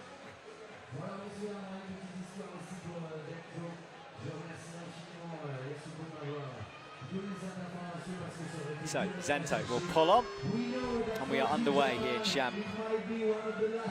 First look at this route. Big yellow volumes down low, but only a small section to hang on to. The rest no texture, you can see it shining in the light. Into these big underclings, and little for the feet apart from the smears. Yeah, the first few quick draws shouldn't cause too many problems, but then the difficulty is picking up quickly. So it's not so much time to chill, which is expected in a final like this, but yeah. I think where you see like 2 quick draws from here, you go more to the left, and that's where the route setter said it's already becoming tricky and harder. Yeah, lack of feet was mentioned a lot when we were talking to them, and you can see this. There are not a lot of footholds, which means the athletes have either got to campus through or get quite creative with how they use their feet. Yeah, true. That's what they said. That's like the theme of the route. No footholds. Towards the 10 then. Oh yeah, here they said it's the first tricky move where you have to like pop up a bit and ideally, yeah, very strong. Yeah, you have to kick into the volume to stop the movement. Really, it's kind of a floaty move up, and he dealt with it it well. looked very floaty when he did it. Yeah, no problem for him. It was like the first kind of like risky move the setters were talking about. But now this traverse will be interesting because, yeah, as we said, no feet. So let's see. Yeah, and after that section, there's a kind of an awkward right hand bump that isn't the easiest to read. So some tricks ahead for them here. Crosses up, cracks in a toe hook. And he stretches the gap between the volumes nicely. And he's being precise there with the feet. And then unwinding low, but still no feet. Look at this, one arm hanging off there. That got the crowd going.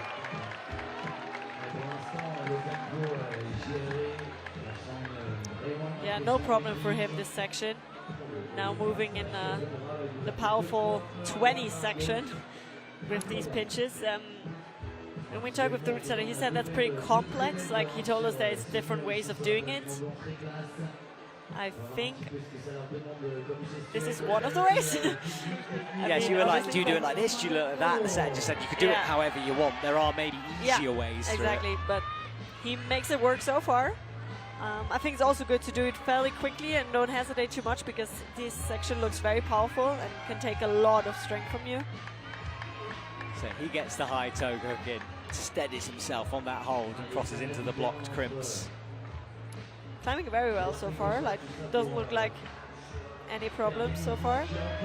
Yes, but the holds suddenly disappear after this next section. He's campusing again. He wants to get a foot up into that crack for a moment and then decided just to place it on the jib instead, which is very high, super awkward move. Yeah, but there you see the no foothold theme again. Yes. Hits the left hand. It was a little low for a second on that. And this section becomes actually very interesting too, because now he also has to turn around and face the crowd. Yes, there you see it. Laughing there. Yeah, he knows the setter's put that one in for a bit of drama, and he appreciated that one. He's still low on the head wall there. You have to kind of come under these big volumes. Crossing through, adding a traverse. He's got lots of time. Ball's going right. That kind of came out of nowhere, doesn't it? Yeah, like there was no, like, didn't see elbows up fighting. But maybe it was also just a move, but very good climbing from him. Yeah, he had that smile at the audience as he found himself in the position. 35 plus his score. Well, once again, one of the first athletes outsets a high point. Yeah, very strong climbing from him. Let's have another look at how he did it. This was the middle section, probably the most bouldery of sequences. Look at the smile throughout. He's loving this one. Yeah, I think he was, first of all, already super happy to make it into finals, and probably it was just like his goal to enjoy it. And I mean, he looks like he did. There you see it again. And on top of it, had a really good climb. One of those moments as an athlete, you have to feel very special. I mean, like, it's a tiny percentage of people in the world who will ever be on a Chamonix World Cup wall facing the audience up there. The privilege is earned, though, through hard work. Sorato and Raku then comes onto the stage. Hasn't got on the podium for lead, but he has won 5 boulder golds in a row, going for his 6th in Salt Lake. He's still only 19, 7 gold medals, 2 silver, 2 bronze in lead. Wow.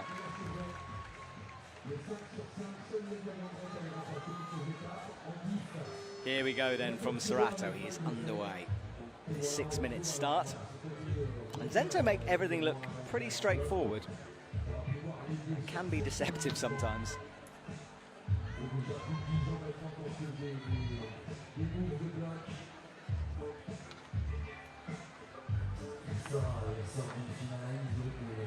So he launches up into this first sequence, makes a good series of clips right now, and finds the little jibs.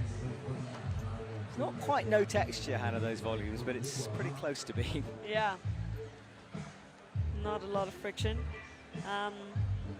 We expect him to probably use same or similar beta to Sento Muashita because they observed it together.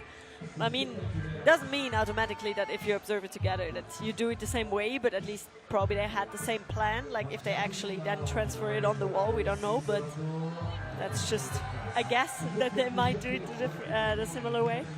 Yeah, it's a good guess, I think.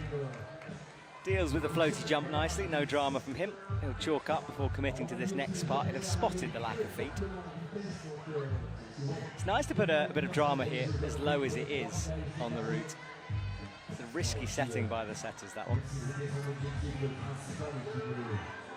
So, foot up high.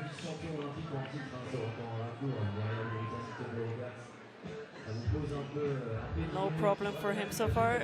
Has his right foot now on the very slippery part of this hold. Yeah, he sort of turned it again. I mean, even Zento was a bit more dynamic than Sorato's being. It's just very smooth from him.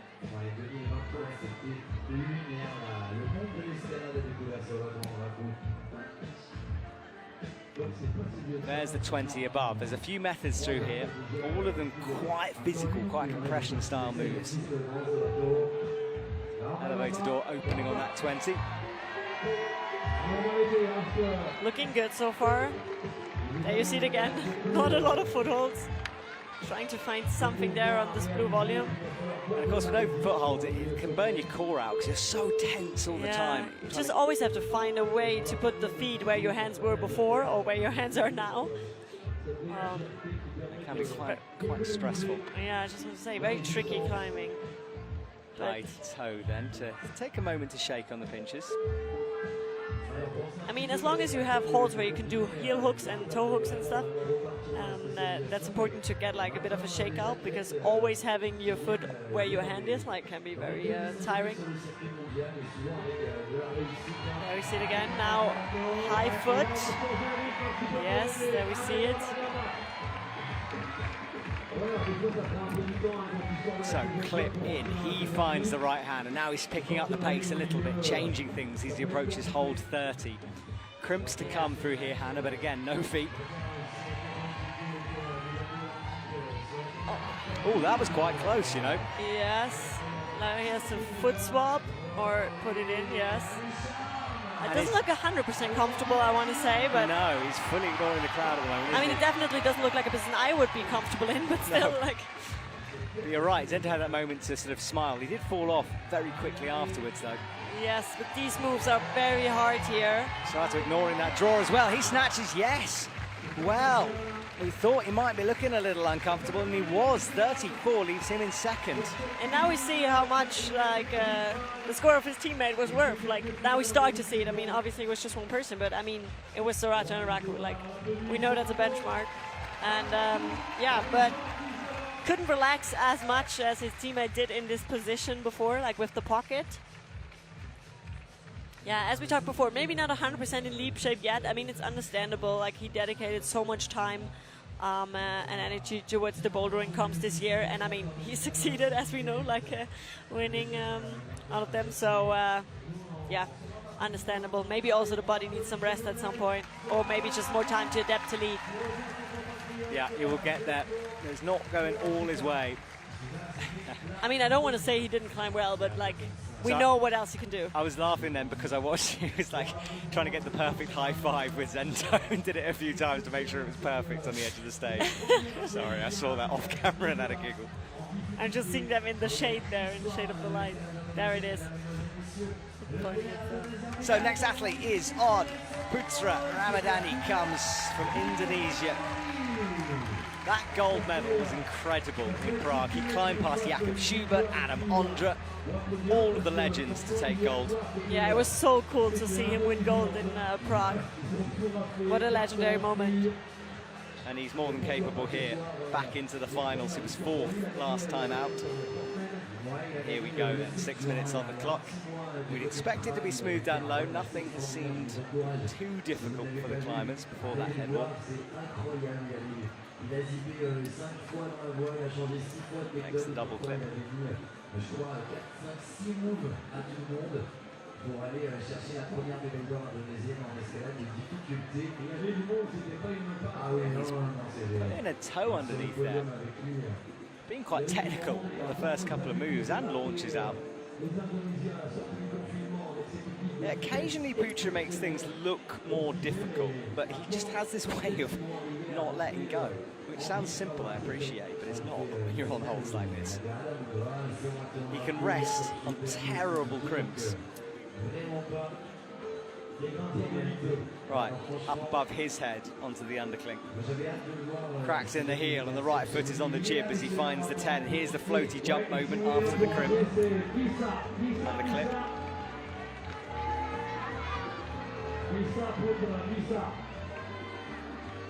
Hesitating for a second here at this move, but then doing it. Had a funny swing there, like a bit of a helicopter swing there with his legs. I think hesitant is right, actually, Hannah. It's, you know, we've seen a lot of the previous two sort of just glide through these sequences. Putra's just thinking about it a little bit more. He's using a little bit more effort here. I mean, it's complex moves, it's risky moves, so I understand the hesitation. Should just be not too much of it, because we know like hesitation can cause some troubles, but I mean, as long as he keeps on going and gets along with it, that's good. That's all that matters. And he makes it work so far, so. Yeah, that right hand, way of doing that right hand is quite important, because if you go out the sequence there, you're done. Like, it's not really possible to save it if you go up with the left hand. Exactly, and also there, like, you can't have a hesitation, because if you go up and you miss it, then there's no way you can, like, save yourself. That's at least what the route setters said. Yeah, all or nothing kind of move. Yeah. Putra makes it all.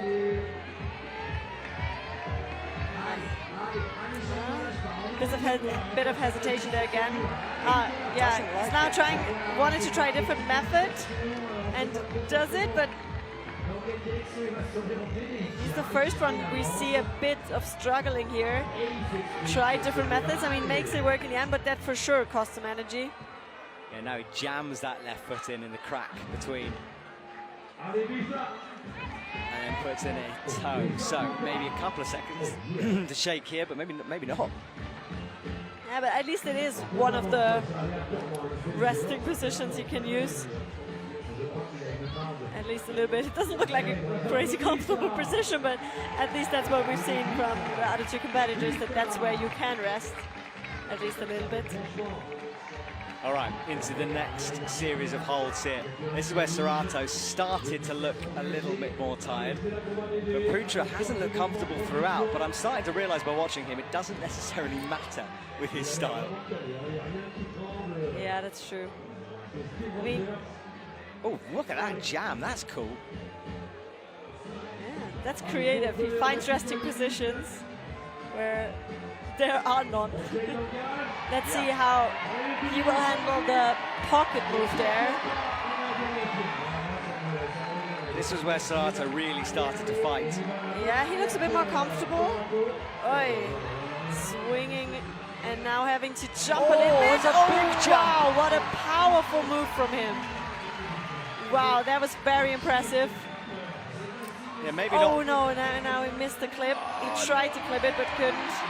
Oh, now he looks still good. Like, I don't know if he climbed this route like the easiest way and made it maybe a bit harder for himself, but he's in the lead now.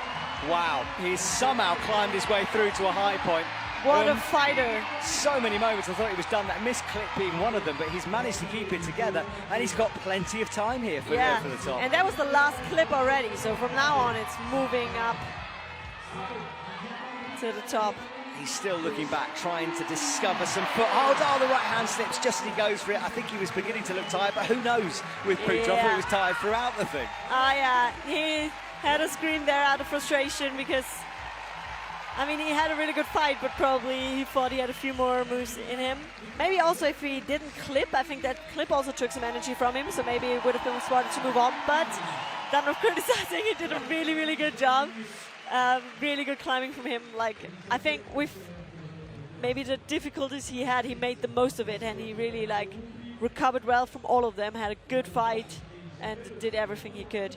He was just a bit more wild, and it suits his style.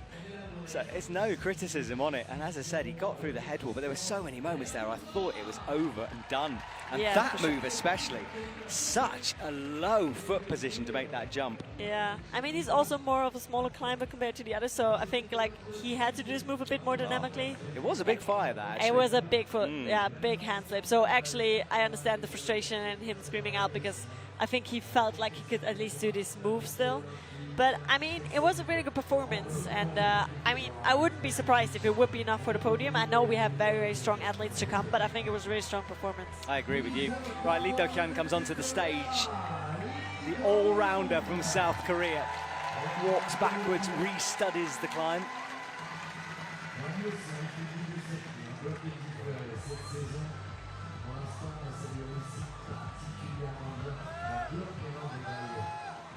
Yeah, also such good all-rounder. Like it's he also did all the bouldering comps and now doing all the lead comps. So very long season for him as well. Very strong and climbing from him already throughout the other lead comps. Yeah, when we think of athletes who might go for boulder and lead at the next Olympics, he is one of those because very For good sure. all-rounder, as you Yeah. say.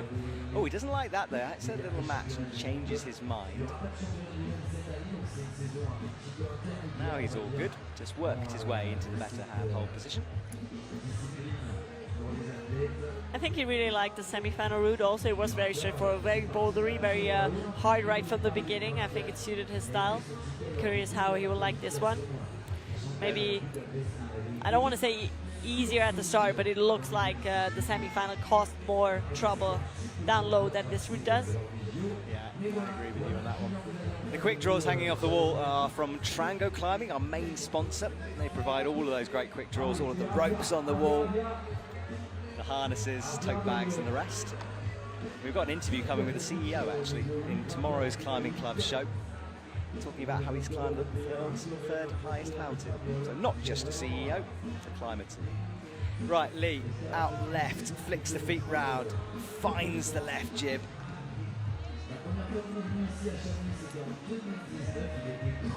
So far, so good from him. And just fully committing to the campus move. Look at this. Adding a bit of a show to it. Oh, short hesitation there, tried to put the feet somewhere, but then realized there is nothing to put the feet on, and then committed to the campus move. I like it. You know, there's so often we see these foot sequences, and occasionally you can get yourself into trouble by trying to find feet, and often it's just better to take them off and go for it. For sure. But again, like you want to do it a bit more safe. You don't want to risk anything. So like checking if there is something. If it doesn't cost you a lot of energy, that's good. But then he realized quickly, like, no, that's a trap. Not doing that. That doesn't work, yeah. So jamming the hand in there and then flicking it, compressing with the left arm out right as far as he can go. And what do you do with the feet? So yeah, bit of a conundrum that one, eh? Still looking very good. Now almost at the small resting position we talked about before. Yeah, it's pretty much the only resting position with this toe up high. Everyone has done it so far. He's actually putting a heel. Probably has to change it to a toe to move forward then, but for resting, a heel can be nice. Yeah, it allows you to shape. Your body's really under tension from it, so you can't hang around too long. Yeah, I mean, it also depends. I feel like some people prefer heel hooks, some prefer toe hooks. It's just like to move forward, to release it, toe hook is better because you don't get as much swing. Sometimes with a heel hook you can be stuck. A little bit of a blocker there, just a jib put on, just to block the thumb. Pocket to come though, the first super awkward move for the men on this transition change. Well, he's also climbing very solid so far, like, looks very good. Let's see how he will handle this section with the pocket. Oh, he does a foot slip. Oh, nice. So he stands rather heroically and hypes the crowd as well. Yeah, and that's also how Sento Morishita did it at the beginning. Like, he also did a foot swap, and then they could stand here already for the next move. And Brutadri was standing very low there. So he's already in a different foot positioning for that move now. So very smart climbing from him. Crosses through, finds the crimp, drops the thumb down, drops onto the right foot. Oh, now he has to fight. 38 plus is the high point. It's the edge and he goes down, 35. I tell you what, Puta Ramadani, I mean, like, wow. Yeah, that's what I was saying, like this traverse to the right and these moves that also don't you lead in now, they're not easy, so that's why I thought like maybe that's enough for the podium for Puta Ramadani, but we will see. I mean, obviously we still have 4 athletes to go, sorry. Well, we hit the halfway point of the men's final. Small pause to come while we compose ourselves for the second half. Oh, yeah. Duncan Lee actually got rewarded 36 plus. I wasn't sure if he got the hold rewarded because he was there, quite a long time, but his body was already out a lot, so, but he got 36 plus. And that's important because it bumps him up to silver medal position. So he's in second, Prucha first, Zento third as things stand as we come into the break.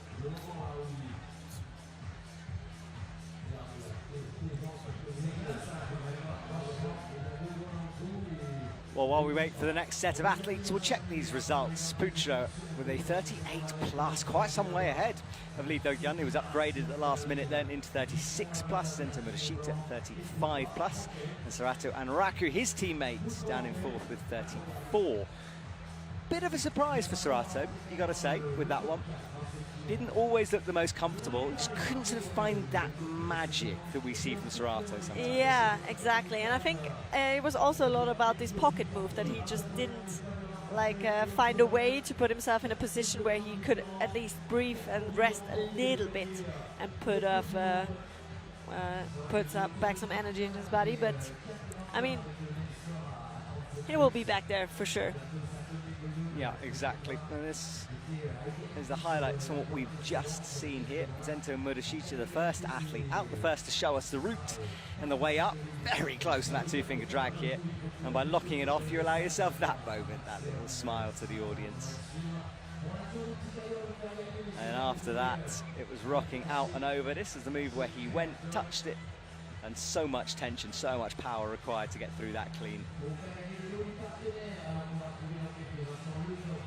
Serato and Raku, as we said, didn't look 100% comfortable. And he's lowest of the fourth here at the moment. Helicopter there, we heard it comes overhead, one of the things about living in Chamonix.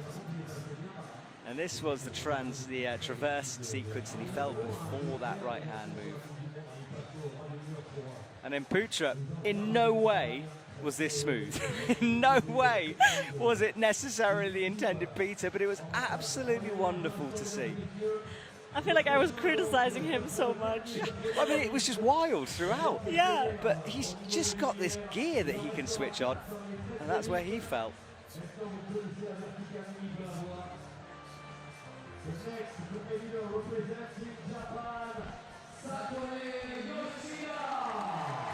Satone Yoshida is announced to our crowd here in Chamonix. And it would be fantastic if he made his way onto the podium, wouldn't it? He's already got a gold, a silver and a bronze. Maybe he'll get all twos. He's only 22 as well. Very, very good on rock climbing as well. Also has a very great climbing style to watch, I think. Very dynamic. I'm expecting no issues here until the traverse. Everyone has done that cleanly so far, and he's not really one to drop this. Do keep an eye on those three-finger drags, because they fascinate me. I watched a video of him bouldering the other day, and it was the same thing. Everything three-finger. He'll probably lock everything off now. So. You want to tell the same story as you did in No, semis for the people that don't know? I've told it so many times. Okay. If you want to hear my story, go back and watch the semi-finals. That's also a good teaser.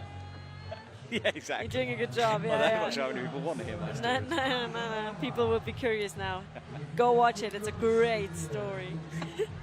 You don't want to miss this. All right, bouncy move out for Satone. And the floater to come, but not quite yet. It's long quick draws first of all. Steady from Satone as he climbs his way into this route. There's the floaty move, no issue.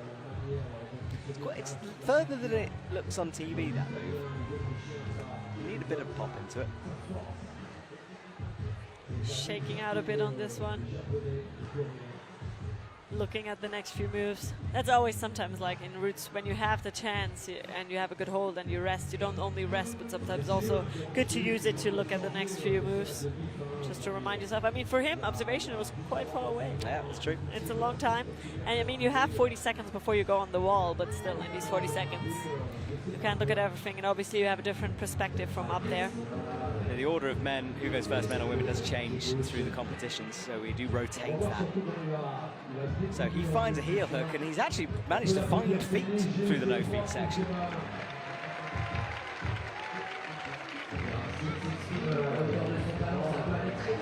Good work from Satone there. Very, very smooth from him. Now physicality to come though up ahead. Yeah, no struggle at all for him. Very solid.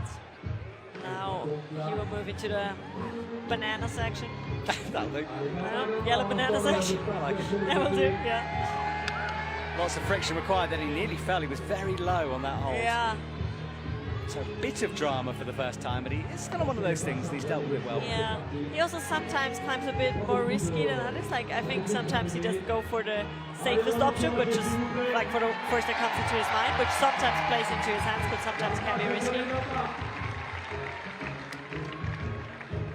So he's through the bananas. The hold that Putra jammed a foot into is just up on the left-hand side of your screen. He's also resting with a heel hook.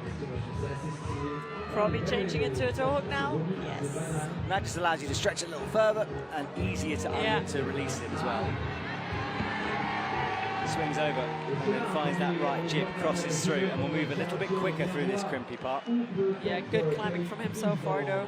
Half of his time gone, other half remaining. Now he's moving to the pocket section, or like one pocket section. It's always just at the very edge of their reach, that move. Yeah, now will he flick the foot? Yes, he has the right foot there, which is helpful for the next move. What has Satone got left?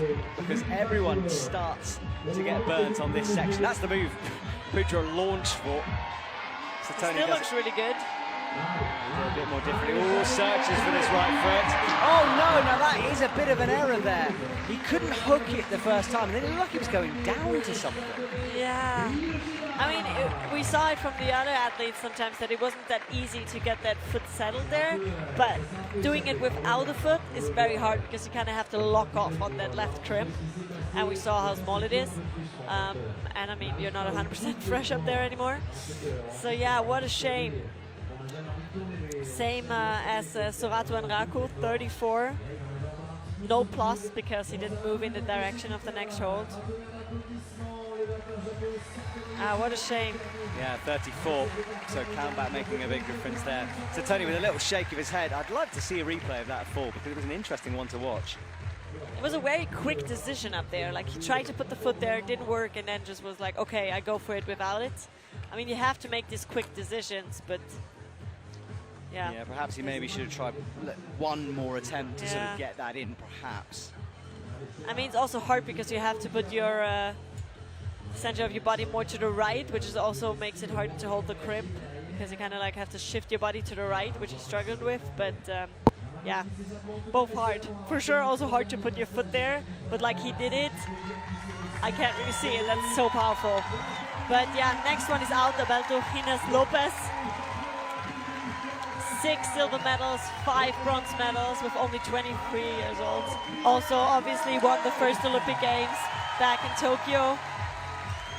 Yeah, and I've heard rumours he's moved to Slovenia as well to try to do some different types of training, different coaches. Yes, like apparently it was just recent, so not for too long, but changed up a lot then, and let's see how it's paying off. I mean, it's only been a few weeks, but we might see results soon. We might indeed. Right, underway then. 3 to go. It's Alberto, Sam, and Luka Potuka. Yeah, who will climb last. So, up goes Alberto into these cribs. A bit of a tension tune in the background for the audience, and there is an appeal underway for Lee Do-hyun.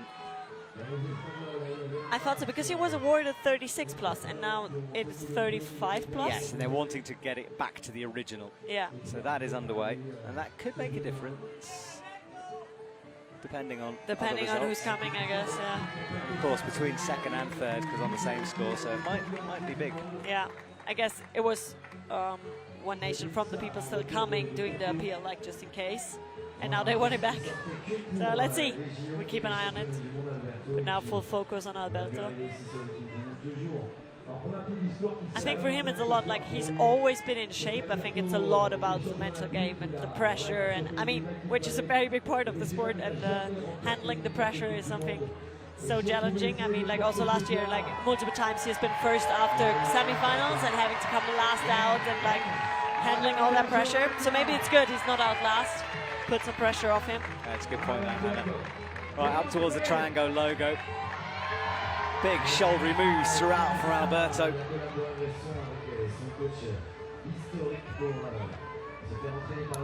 Makes that high clip. Now, which sequence is he going to use here? There's a few different methods, of course. Into the first one. Looks like he's trying to find that right hand. Well done. And then flicks the left to catch it. Looking good.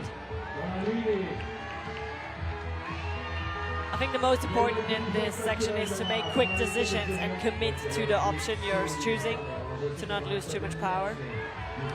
High with that right hand. No adjustments needed for Alberto. Bumps makes room for the heel. This is impressive so far from the Spaniard.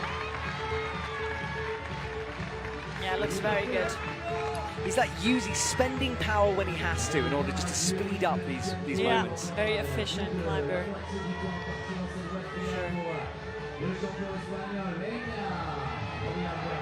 Oh, so I love that shot, how small that crib is, that blocker on the crib. Right, cribs to come, and he speeds up again, stepping it up. Finds the 30. Still has to clip. Yes, here it is. Now moving up to the pocket. Let's see how he will handle that face out there. Needs to get Foot swap is good. We saw that working the best. Oh, looking very solid here. There was a ghost of sort of an emotion across his face there as he made that move. Yeah. He's in the zone, yeah. Very good from him. Let's see how he does this. The crowd is slowly getting to their feet here as they're watching this one. Finds the first crimp, got to bump it right, makes this work. Keep an eye on that score, it's going to start changing soon, surely. This could be his day. Keeping it very calm at the moment. He needs a plus on this one to be first, and he holds it. There is the 40. The scores are a little bit delayed at the moment. And that is 39 for him. So into the #1 spot for Alberto. We have 2 athletes to come. Oh, so once again, he's guaranteed a medal. And once again, not guaranteed that gold. 39 plus. I mean, the most important now for him that he came down is like, okay, he's first, so he has still the chance to win, you know, like coming first now is the most important. Yeah, and that appeal for Lee was successful, so he goes to 36 plus. And listen to that crowd chanting Alberto's name. That's cool to hear. I already thought about it when there was the presentation and he was laughing. I think maybe it was already this fans like screaming something. I think the Chamonix crowd really likes him, and they have a good dynamic with each other, which probably pushed him also to climb like this. Very strong performance from him. Love the shot of that pocket there. The first time we really get a good angle on it. It's good, but it's so awkward, like right at the very end of the stretch. And now you saw this, the 38 plus move. That looked really hard, but he did a really good job holding that, and that's the 41. Wow. Going up towards the 40. I know the crowd is just getting ridiculous now. Yeah. It stretches so far. They will be happy we have such a big screen, because the people from the very back will not see anything from the wall, probably. Exactly, we need to build a bigger wall for them. Sam Avezou then. Here we go from the crowd. Not many climbers remaining now. Also, he is missing the gold medal. 2 silvers, 1 bronze. There's another appeal coming through as well. Satoshi Yoshida is looking for a plus on hold 34. Will not make a difference for the score right now, but we don't know. So, Sam Avezou, let's see what you can do, sir. The crowd will be behind him all the way, you can guarantee it. Yeah, he's been climbing very strong, showed very strong performances, climbed really well over the past few days. I think it's a lot about how he can handle the pressure. He has the crowd supporting him, but a crowd like that, like a home crowd like that, can also add to the pressure. So the chants start in the crowd. Sam Avezou's blue matching the blue volumes on the wall here. The route set is going for one solid theme of colour throughout, rather than mixing up like they sometimes do. Yeah, I mean, it looks cool. I mean, the wall is already red, so there's That's true. Not a colour. It'd be a bit much if it was all one colour. Sam launches, holds it very nicely, locks off that right arm and stretches out on the 10.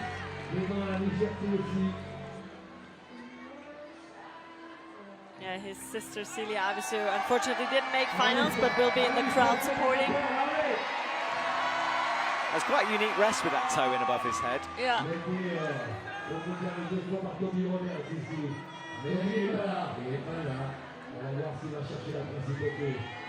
Crossing through, toe in.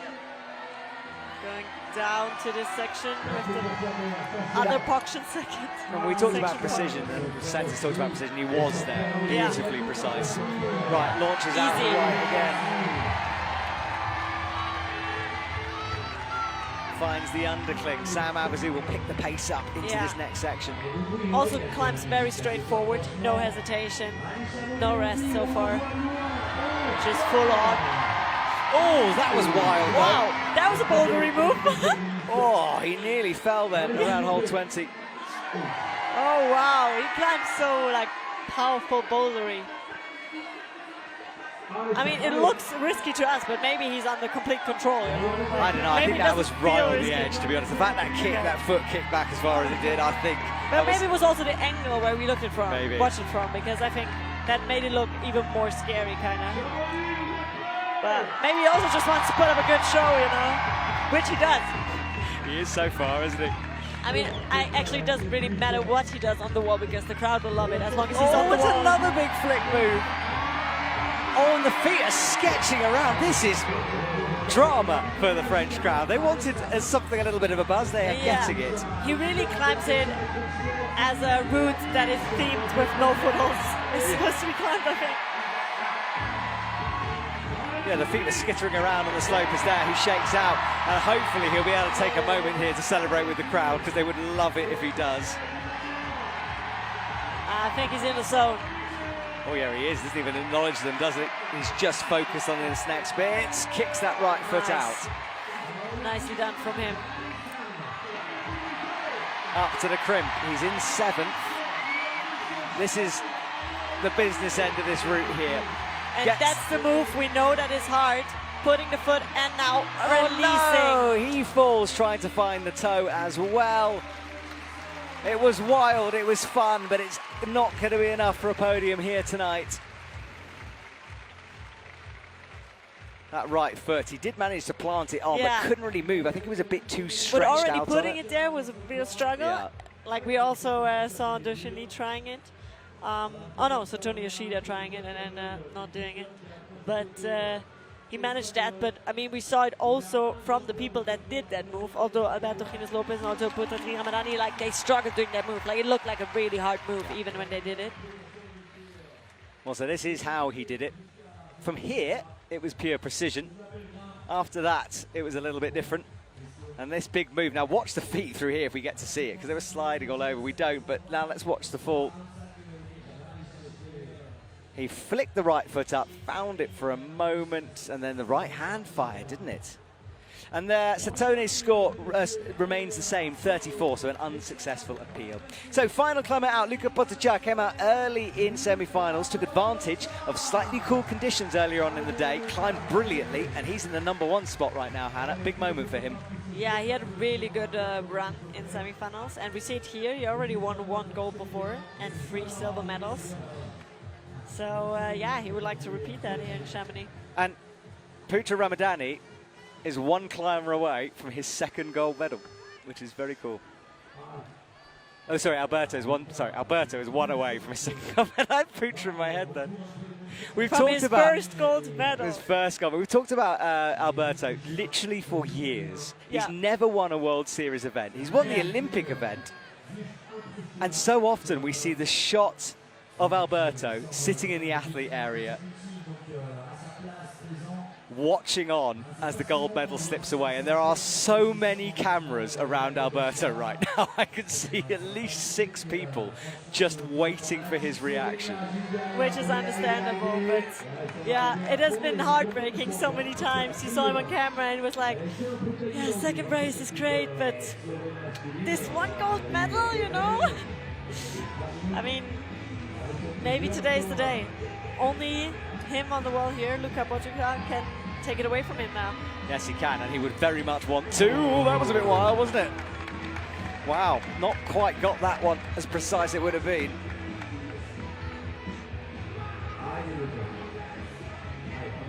So that was a little bit of a heart and a mouth moment for us watching, and I would imagine for him too.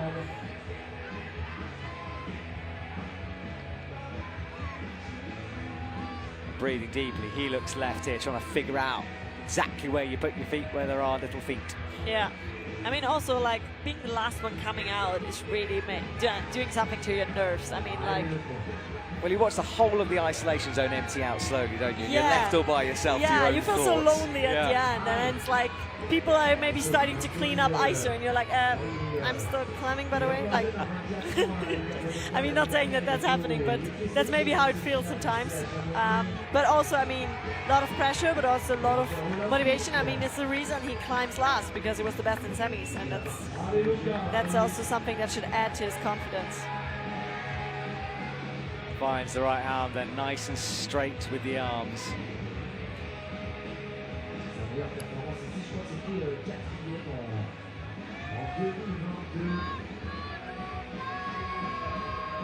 Finds the jib with the foot. Right, this is where Sam was a bit wild with that catch move. Luka a lot smoother from there. Yeah, Sam climbed very risky there. I mean, it is a bit of a risky, powerful section, but Sam made it even more risky and powerful, I feel like. Flicks up with the right hand on this no texture surface. Ooh, that looked a bit risky as well. Didn't find the best foot positioning here. But now has a chance to, like, breathe and recover a bit. Pressure moments here for Luka Potocka, and I can only imagine how Alberto is feeling down in the hot zone as well, watching all of this take place.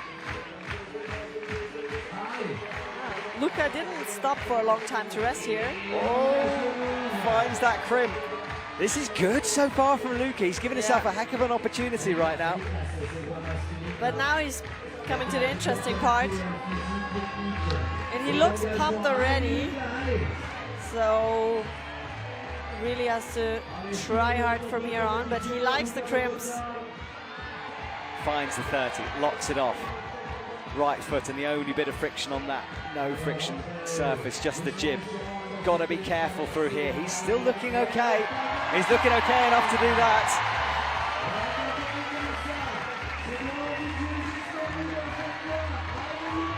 Nice one from him. Luka Potica unwinds, gets the clip. It's looking smooth from him.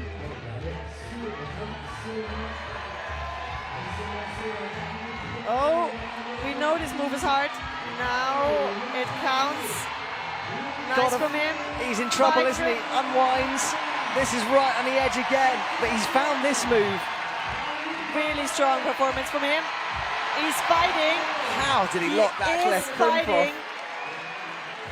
There is still some way.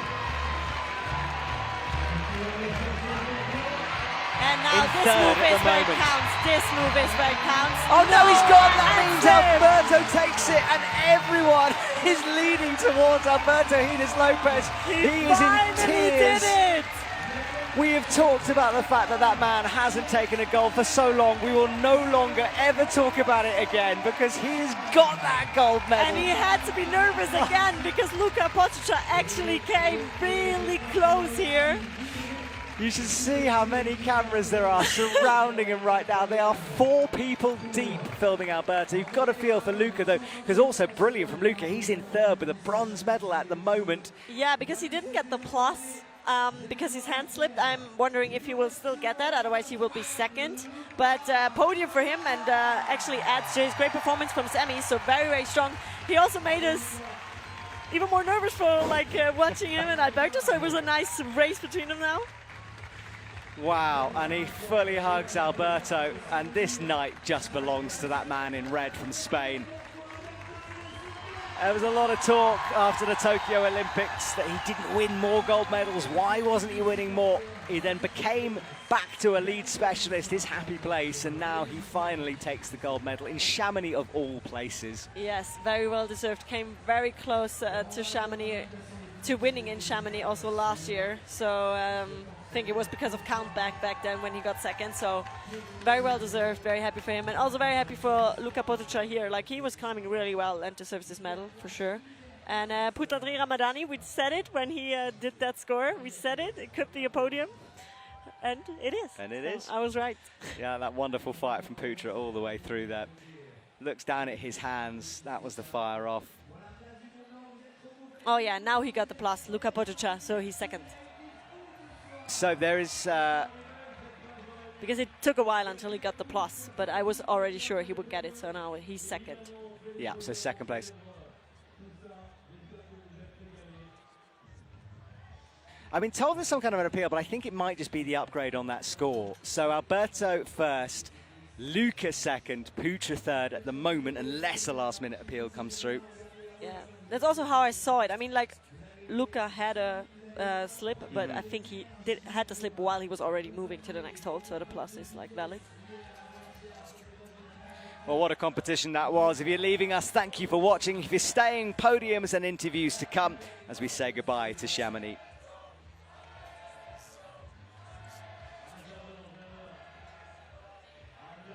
Well, the crowd are chanting, the lights are in the air, and our Chamonix wall bathed in a spotlight for now.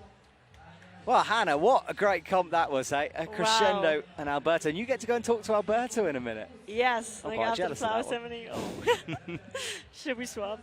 No, it's all yours. It's all yours. Yeah, like we see Alberto there sitting on the stage, getting very emotional. Yeah, he's still surrounded by cameras here. So many eyes on him, so many lenses. And he is sobbing his eyes out there, as you would. Huge congratulations to Alberto. Yeah, he worked very, very hard for this. Also, Jakob going over to him now. I think Jakob was really rooting for him here in this final because Jakob and Alberto got really close during the Olympics as well in Tokyo. And yeah, Jakob also knows how hard he was working towards this. So means a lot to Alberto, but also to all the people supporting him, his friends, his family, his coaches, physios, everyone. Everyone, yeah. Yeah. Takes a village. Wow, well, the podiums, flower ceremony, interviews to come, of course, and a reminder that we do have a bit of a pause after this, but the World Climbing Series does not stop. Youth World Championships in Arco next week, and you can watch those free. Now, there is this appeal underway. I haven't been told what the appeal is for, which is interesting, which might mean it's quite serious, so we'll wait and see. In fact, now it's starting to come over. Oh yeah, maybe it is about the plus of Luka Potočar. So it's all, okay, so I've been told the appeal has already been changed due to that 38 plus, so it was about that. So I think it will stand as it is. Okay, everyone, well, that's our top 3 done. Yeah, Youth World Champs next week, free to watch on YouTube. And then a break in August for a little bit.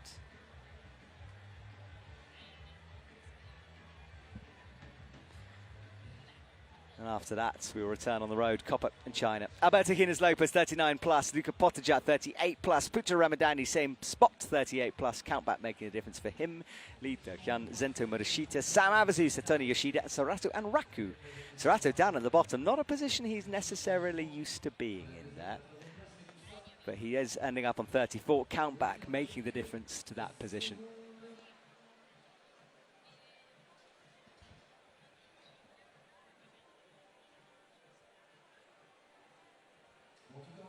And the crowd silent now as they watch.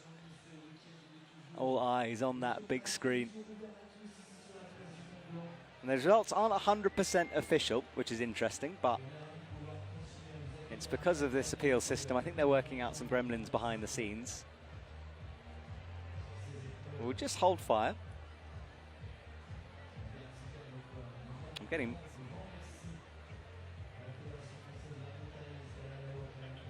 So the results are now officially in. So it is Luka in second place. But Alberto, of course, still stays on top with the gold medal.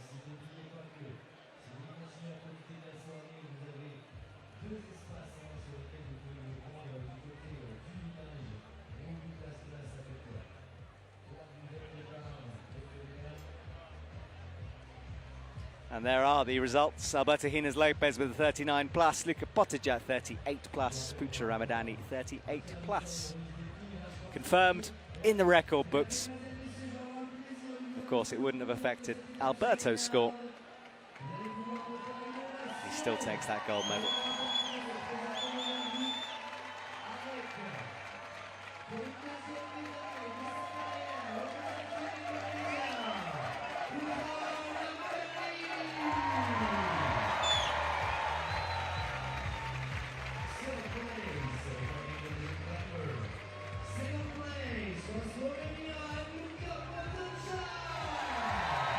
There is Luka Potočar with that silver medal. But Alberto, who's recovered himself a little bit out there, still emotional though. Understandable. Yeah, tears still glittering in his eyes. Finally, that gold medal. Absolutely deserved from Alberto. Oh, I want to cry as well. It's so emotional. Really special to watch that take place. Yeah, well, Hannah, you've got to keep it together ever so slightly because you've got to go and talk to that man in a minute. So look, you go and do that. We'll see you in a couple of seconds. Yes. Well, the crowd continue to cheer. They don't want the standing ovation to stop. Alberto gathers the athletes around him. Brilliant.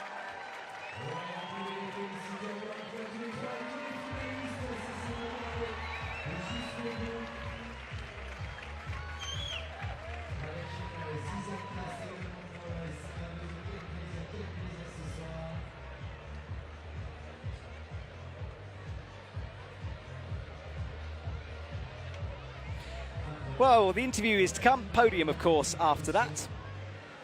Stick with us to hear Alberto's thoughts. It's going to be emotional.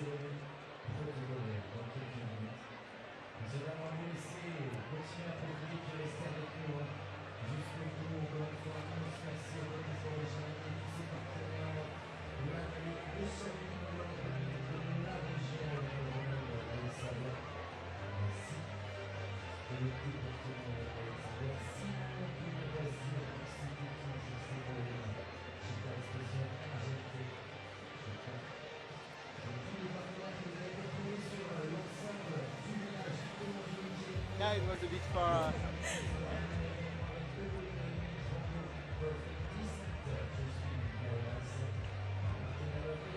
Well, Hannah has found Alberto, and I can't wait for this one. Take it away, Hannah. Alberto, congratulations. You just won your first gold medal in the World Climbing Series. Tell us, how do you feel? I mean, like, the emotions are coming out now. What a great performance.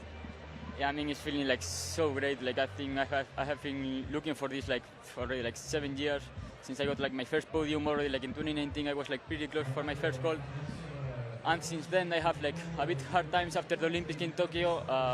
And then like last season, everything was working like almost perfectly, but it was never arriving. At some point, I was just like desperate, like thinking like maybe I'm not meant to win anymore. Like, but yeah, feels like so good.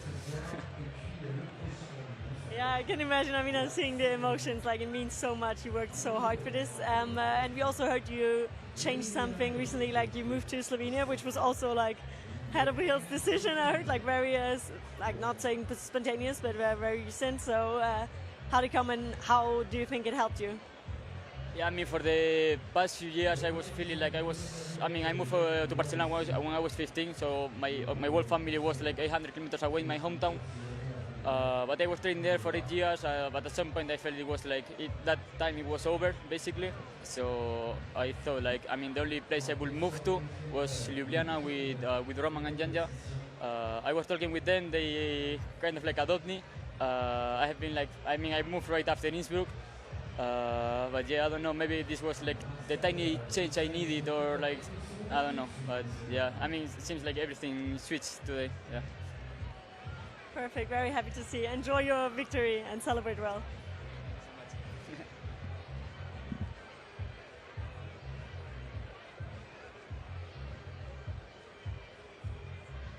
Great to hear from Alberto. Thank you, Hannah. Well, Hannah will come back and join me in the commentary box as we reset for the podium. Men and women's medals will be handed out now as we start to wind down our evening here.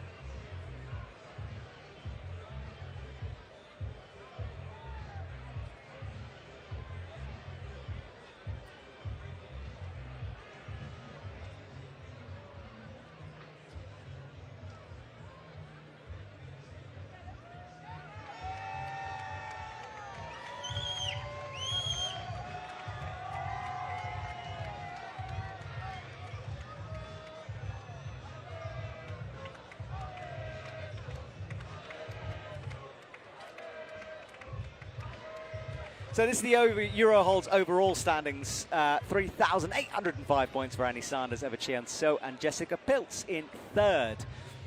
This award is given out at the end of the season once all the points have been added together. Hannah, what was it like talking to Alberto then? That must have been special.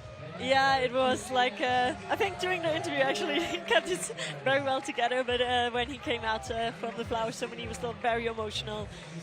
I think he's a bit lost for words right now. He can't even put it together. Like, he's waited for this moment so long. Like, as he was saying, like, from his first podium so far back, like, every year he was like working for it, like, very, very hard. And last year he was close so many times. And I mean, he said right after Innsbruck he was moving to Slovenia, so big step for him. But yeah, it all worked out in the end, and he's just like head over heels happy, I think. Well, we're watching now some of the highlights from earlier on, our top three. And this was Putra, who was wild throughout, lots of fun to watch. Yeah, what a fight he had. I mean, like, that was such a great performance, and you could already tell that it was a very, very strong high score, but that it was actually enough for the podium in the end. We only knew at the very end, but what a strong performance from him. And just as Luka Potočar, like, he really added to his great performance in semis. Yeah, he had a great round, didn't he? And Alberto would have been nervous watching that one. Of course, Alberto taking that victory, but that was the moment he fell there. That score under appeal for a while, but then confirmed. And then this man here takes victory, and it's so good to see, Hannah. Yeah, it is. Like, it's crazy how much weight is falling off his chest now. I mean, this move, there we see it, that was really, really strong. And now the plus, I mean, almost getting the next hold, actually. I mean, already when he did that score, I was like, it'll be very, very hard to beat that because it was very strong from him. And look at the difference that's made to the Eurohold ranking. Alberto slips in to 2,910 points, only just now behind Neo Suzuki, who couldn't add many points to his total. Pucha Ramadani in third, and Luca after that. And this was just confirmation again of the results, 39 plus to 38 plus and 38 plus. Count back making the difference to the podium places. And talking about podium, we're very, very close right now as we look at the women's results. And it's time for our podiums. Yes, here we are for the podium ceremony.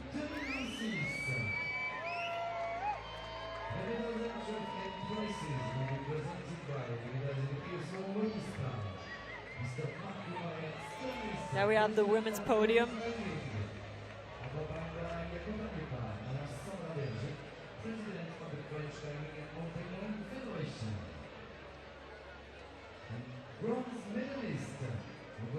Yeah, Marco Marius Golaris, president of World Climbing, will give the medals.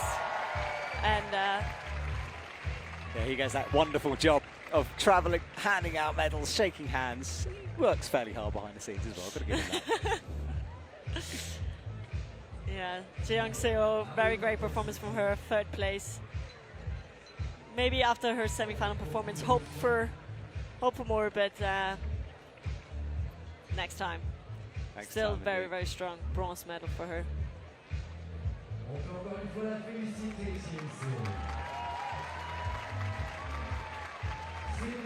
Yeah, she stands composed, but Annie Sanders is the top one. And Anne's got the smile on Alexandra Totkova's face. She doesn't stop smiling. Alexandra Totkova, second place. First silver medal for her. She already grabbed a bronze medal here in Chamonix 2021. But this is her first silver medal after a great performance in semi-final and also in finals then. And as you can see, she's very happy about it. As she should be, obviously, but it means a lot to her.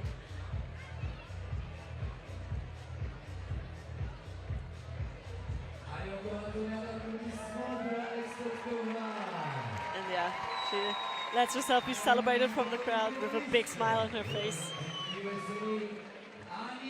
And there we have the gold medal for Annie Sanders. We have seen this woman on the top step of the podium a few times this season already. After second place in Innsbruck, she's now back on the top step of the podium. And as she said in the interview before, now it's time to rest a little bit and then come back for the rest of the comps. She's done a lot, boulder and lead, so a lot in her fingers, but still not tired, seems like. She's never tired, that lady. Never tired. Endless Still endurance. standing here again with a gold medal. And now we're gonna hear the national anthem of the USA.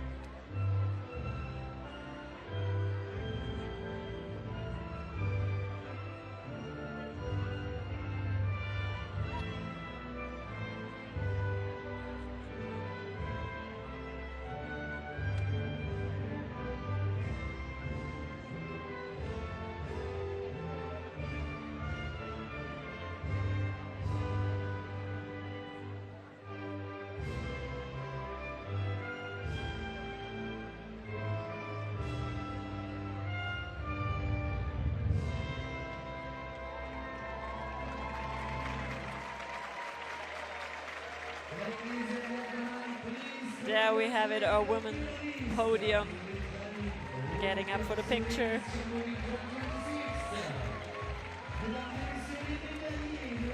Big smiles from Annie Sanders, Alexandra Totkova and Jeong Seo. Okay, all pictures done. So now it's time for the men. Yeah, the men will follow the women onto our stage. The women will leave to go and celebrate. And it's exciting. Here's the crowd squeezed down to the front. Some are filtering out, but not a lot. Most people staying to enjoy this moment. Which is great. I feel like there will always comes where like not so many people stayed for the awarding ceremony, but it always does something to the ceremony when there's a lot of people staying and for the atmosphere. And yeah, let's see how many tears will be shed during this mass ceremony now. I mean, I'm sure a few. I already saw some from Alberto's like team, like physio, coach, everything.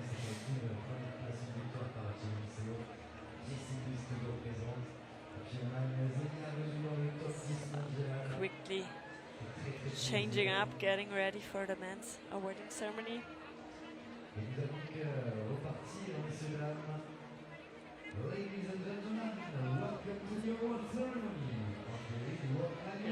Chamonix and Alexandra Rodkova just walked past with their medals. Happy faces. They will be ready. They will be ready for some pictures and autographs probably. Oh, yes, while the men walk on stage. Here there are 3 medalists. Any tears yet? I can see a few, I think. I think they will come during the national anthem. I don't know. I feel like the moment standing on a podium and listening to your national anthem is something very, very special. And I think it's hard to compare that with anything else. Yes, hearing your name associated with that anthem is just gives me goosebumps. Yeah, wonderful. For sure. There we have him, Putatri Ramadani, 3rd place for him. Very, very strong climbing. He had a very, very good fight.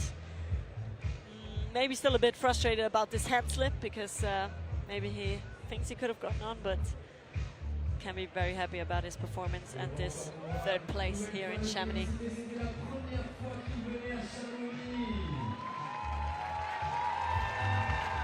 Yes, there it is, big smiles and a bow.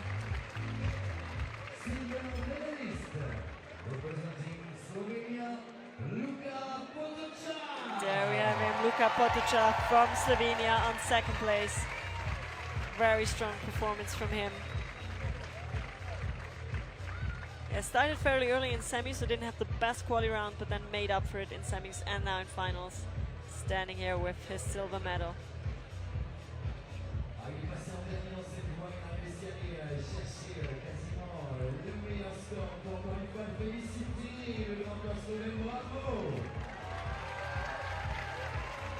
Celebrating himself. And now we have the gold medalists. I feel like a lot of people in the crowd and also from the climbing circuit have waited for this moment. Alberto Gines Lopez. And there is a big, big cheer for him and a big smile on his face. Finally, after a lot of silver medals and a lot of bronze medals, he got it, the first gold medal at the World Climbing Series event. That's what he's been waiting for and fighting for and training for.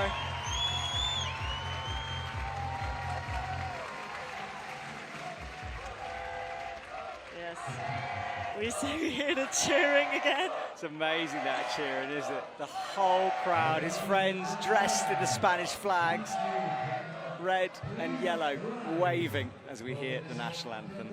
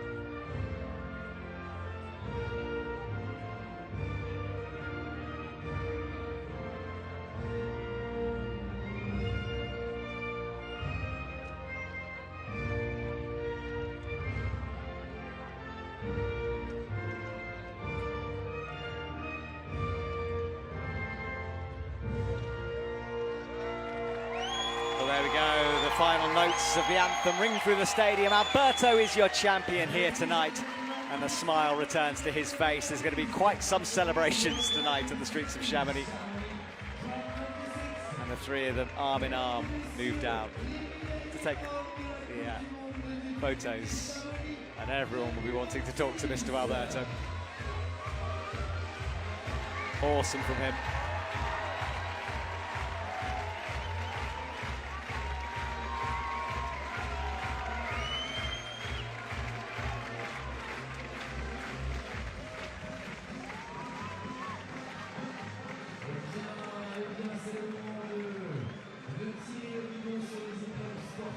Well, there we go, everyone. Tonight's entertainment done for you. And the last reminder of our Eurohold's overall title.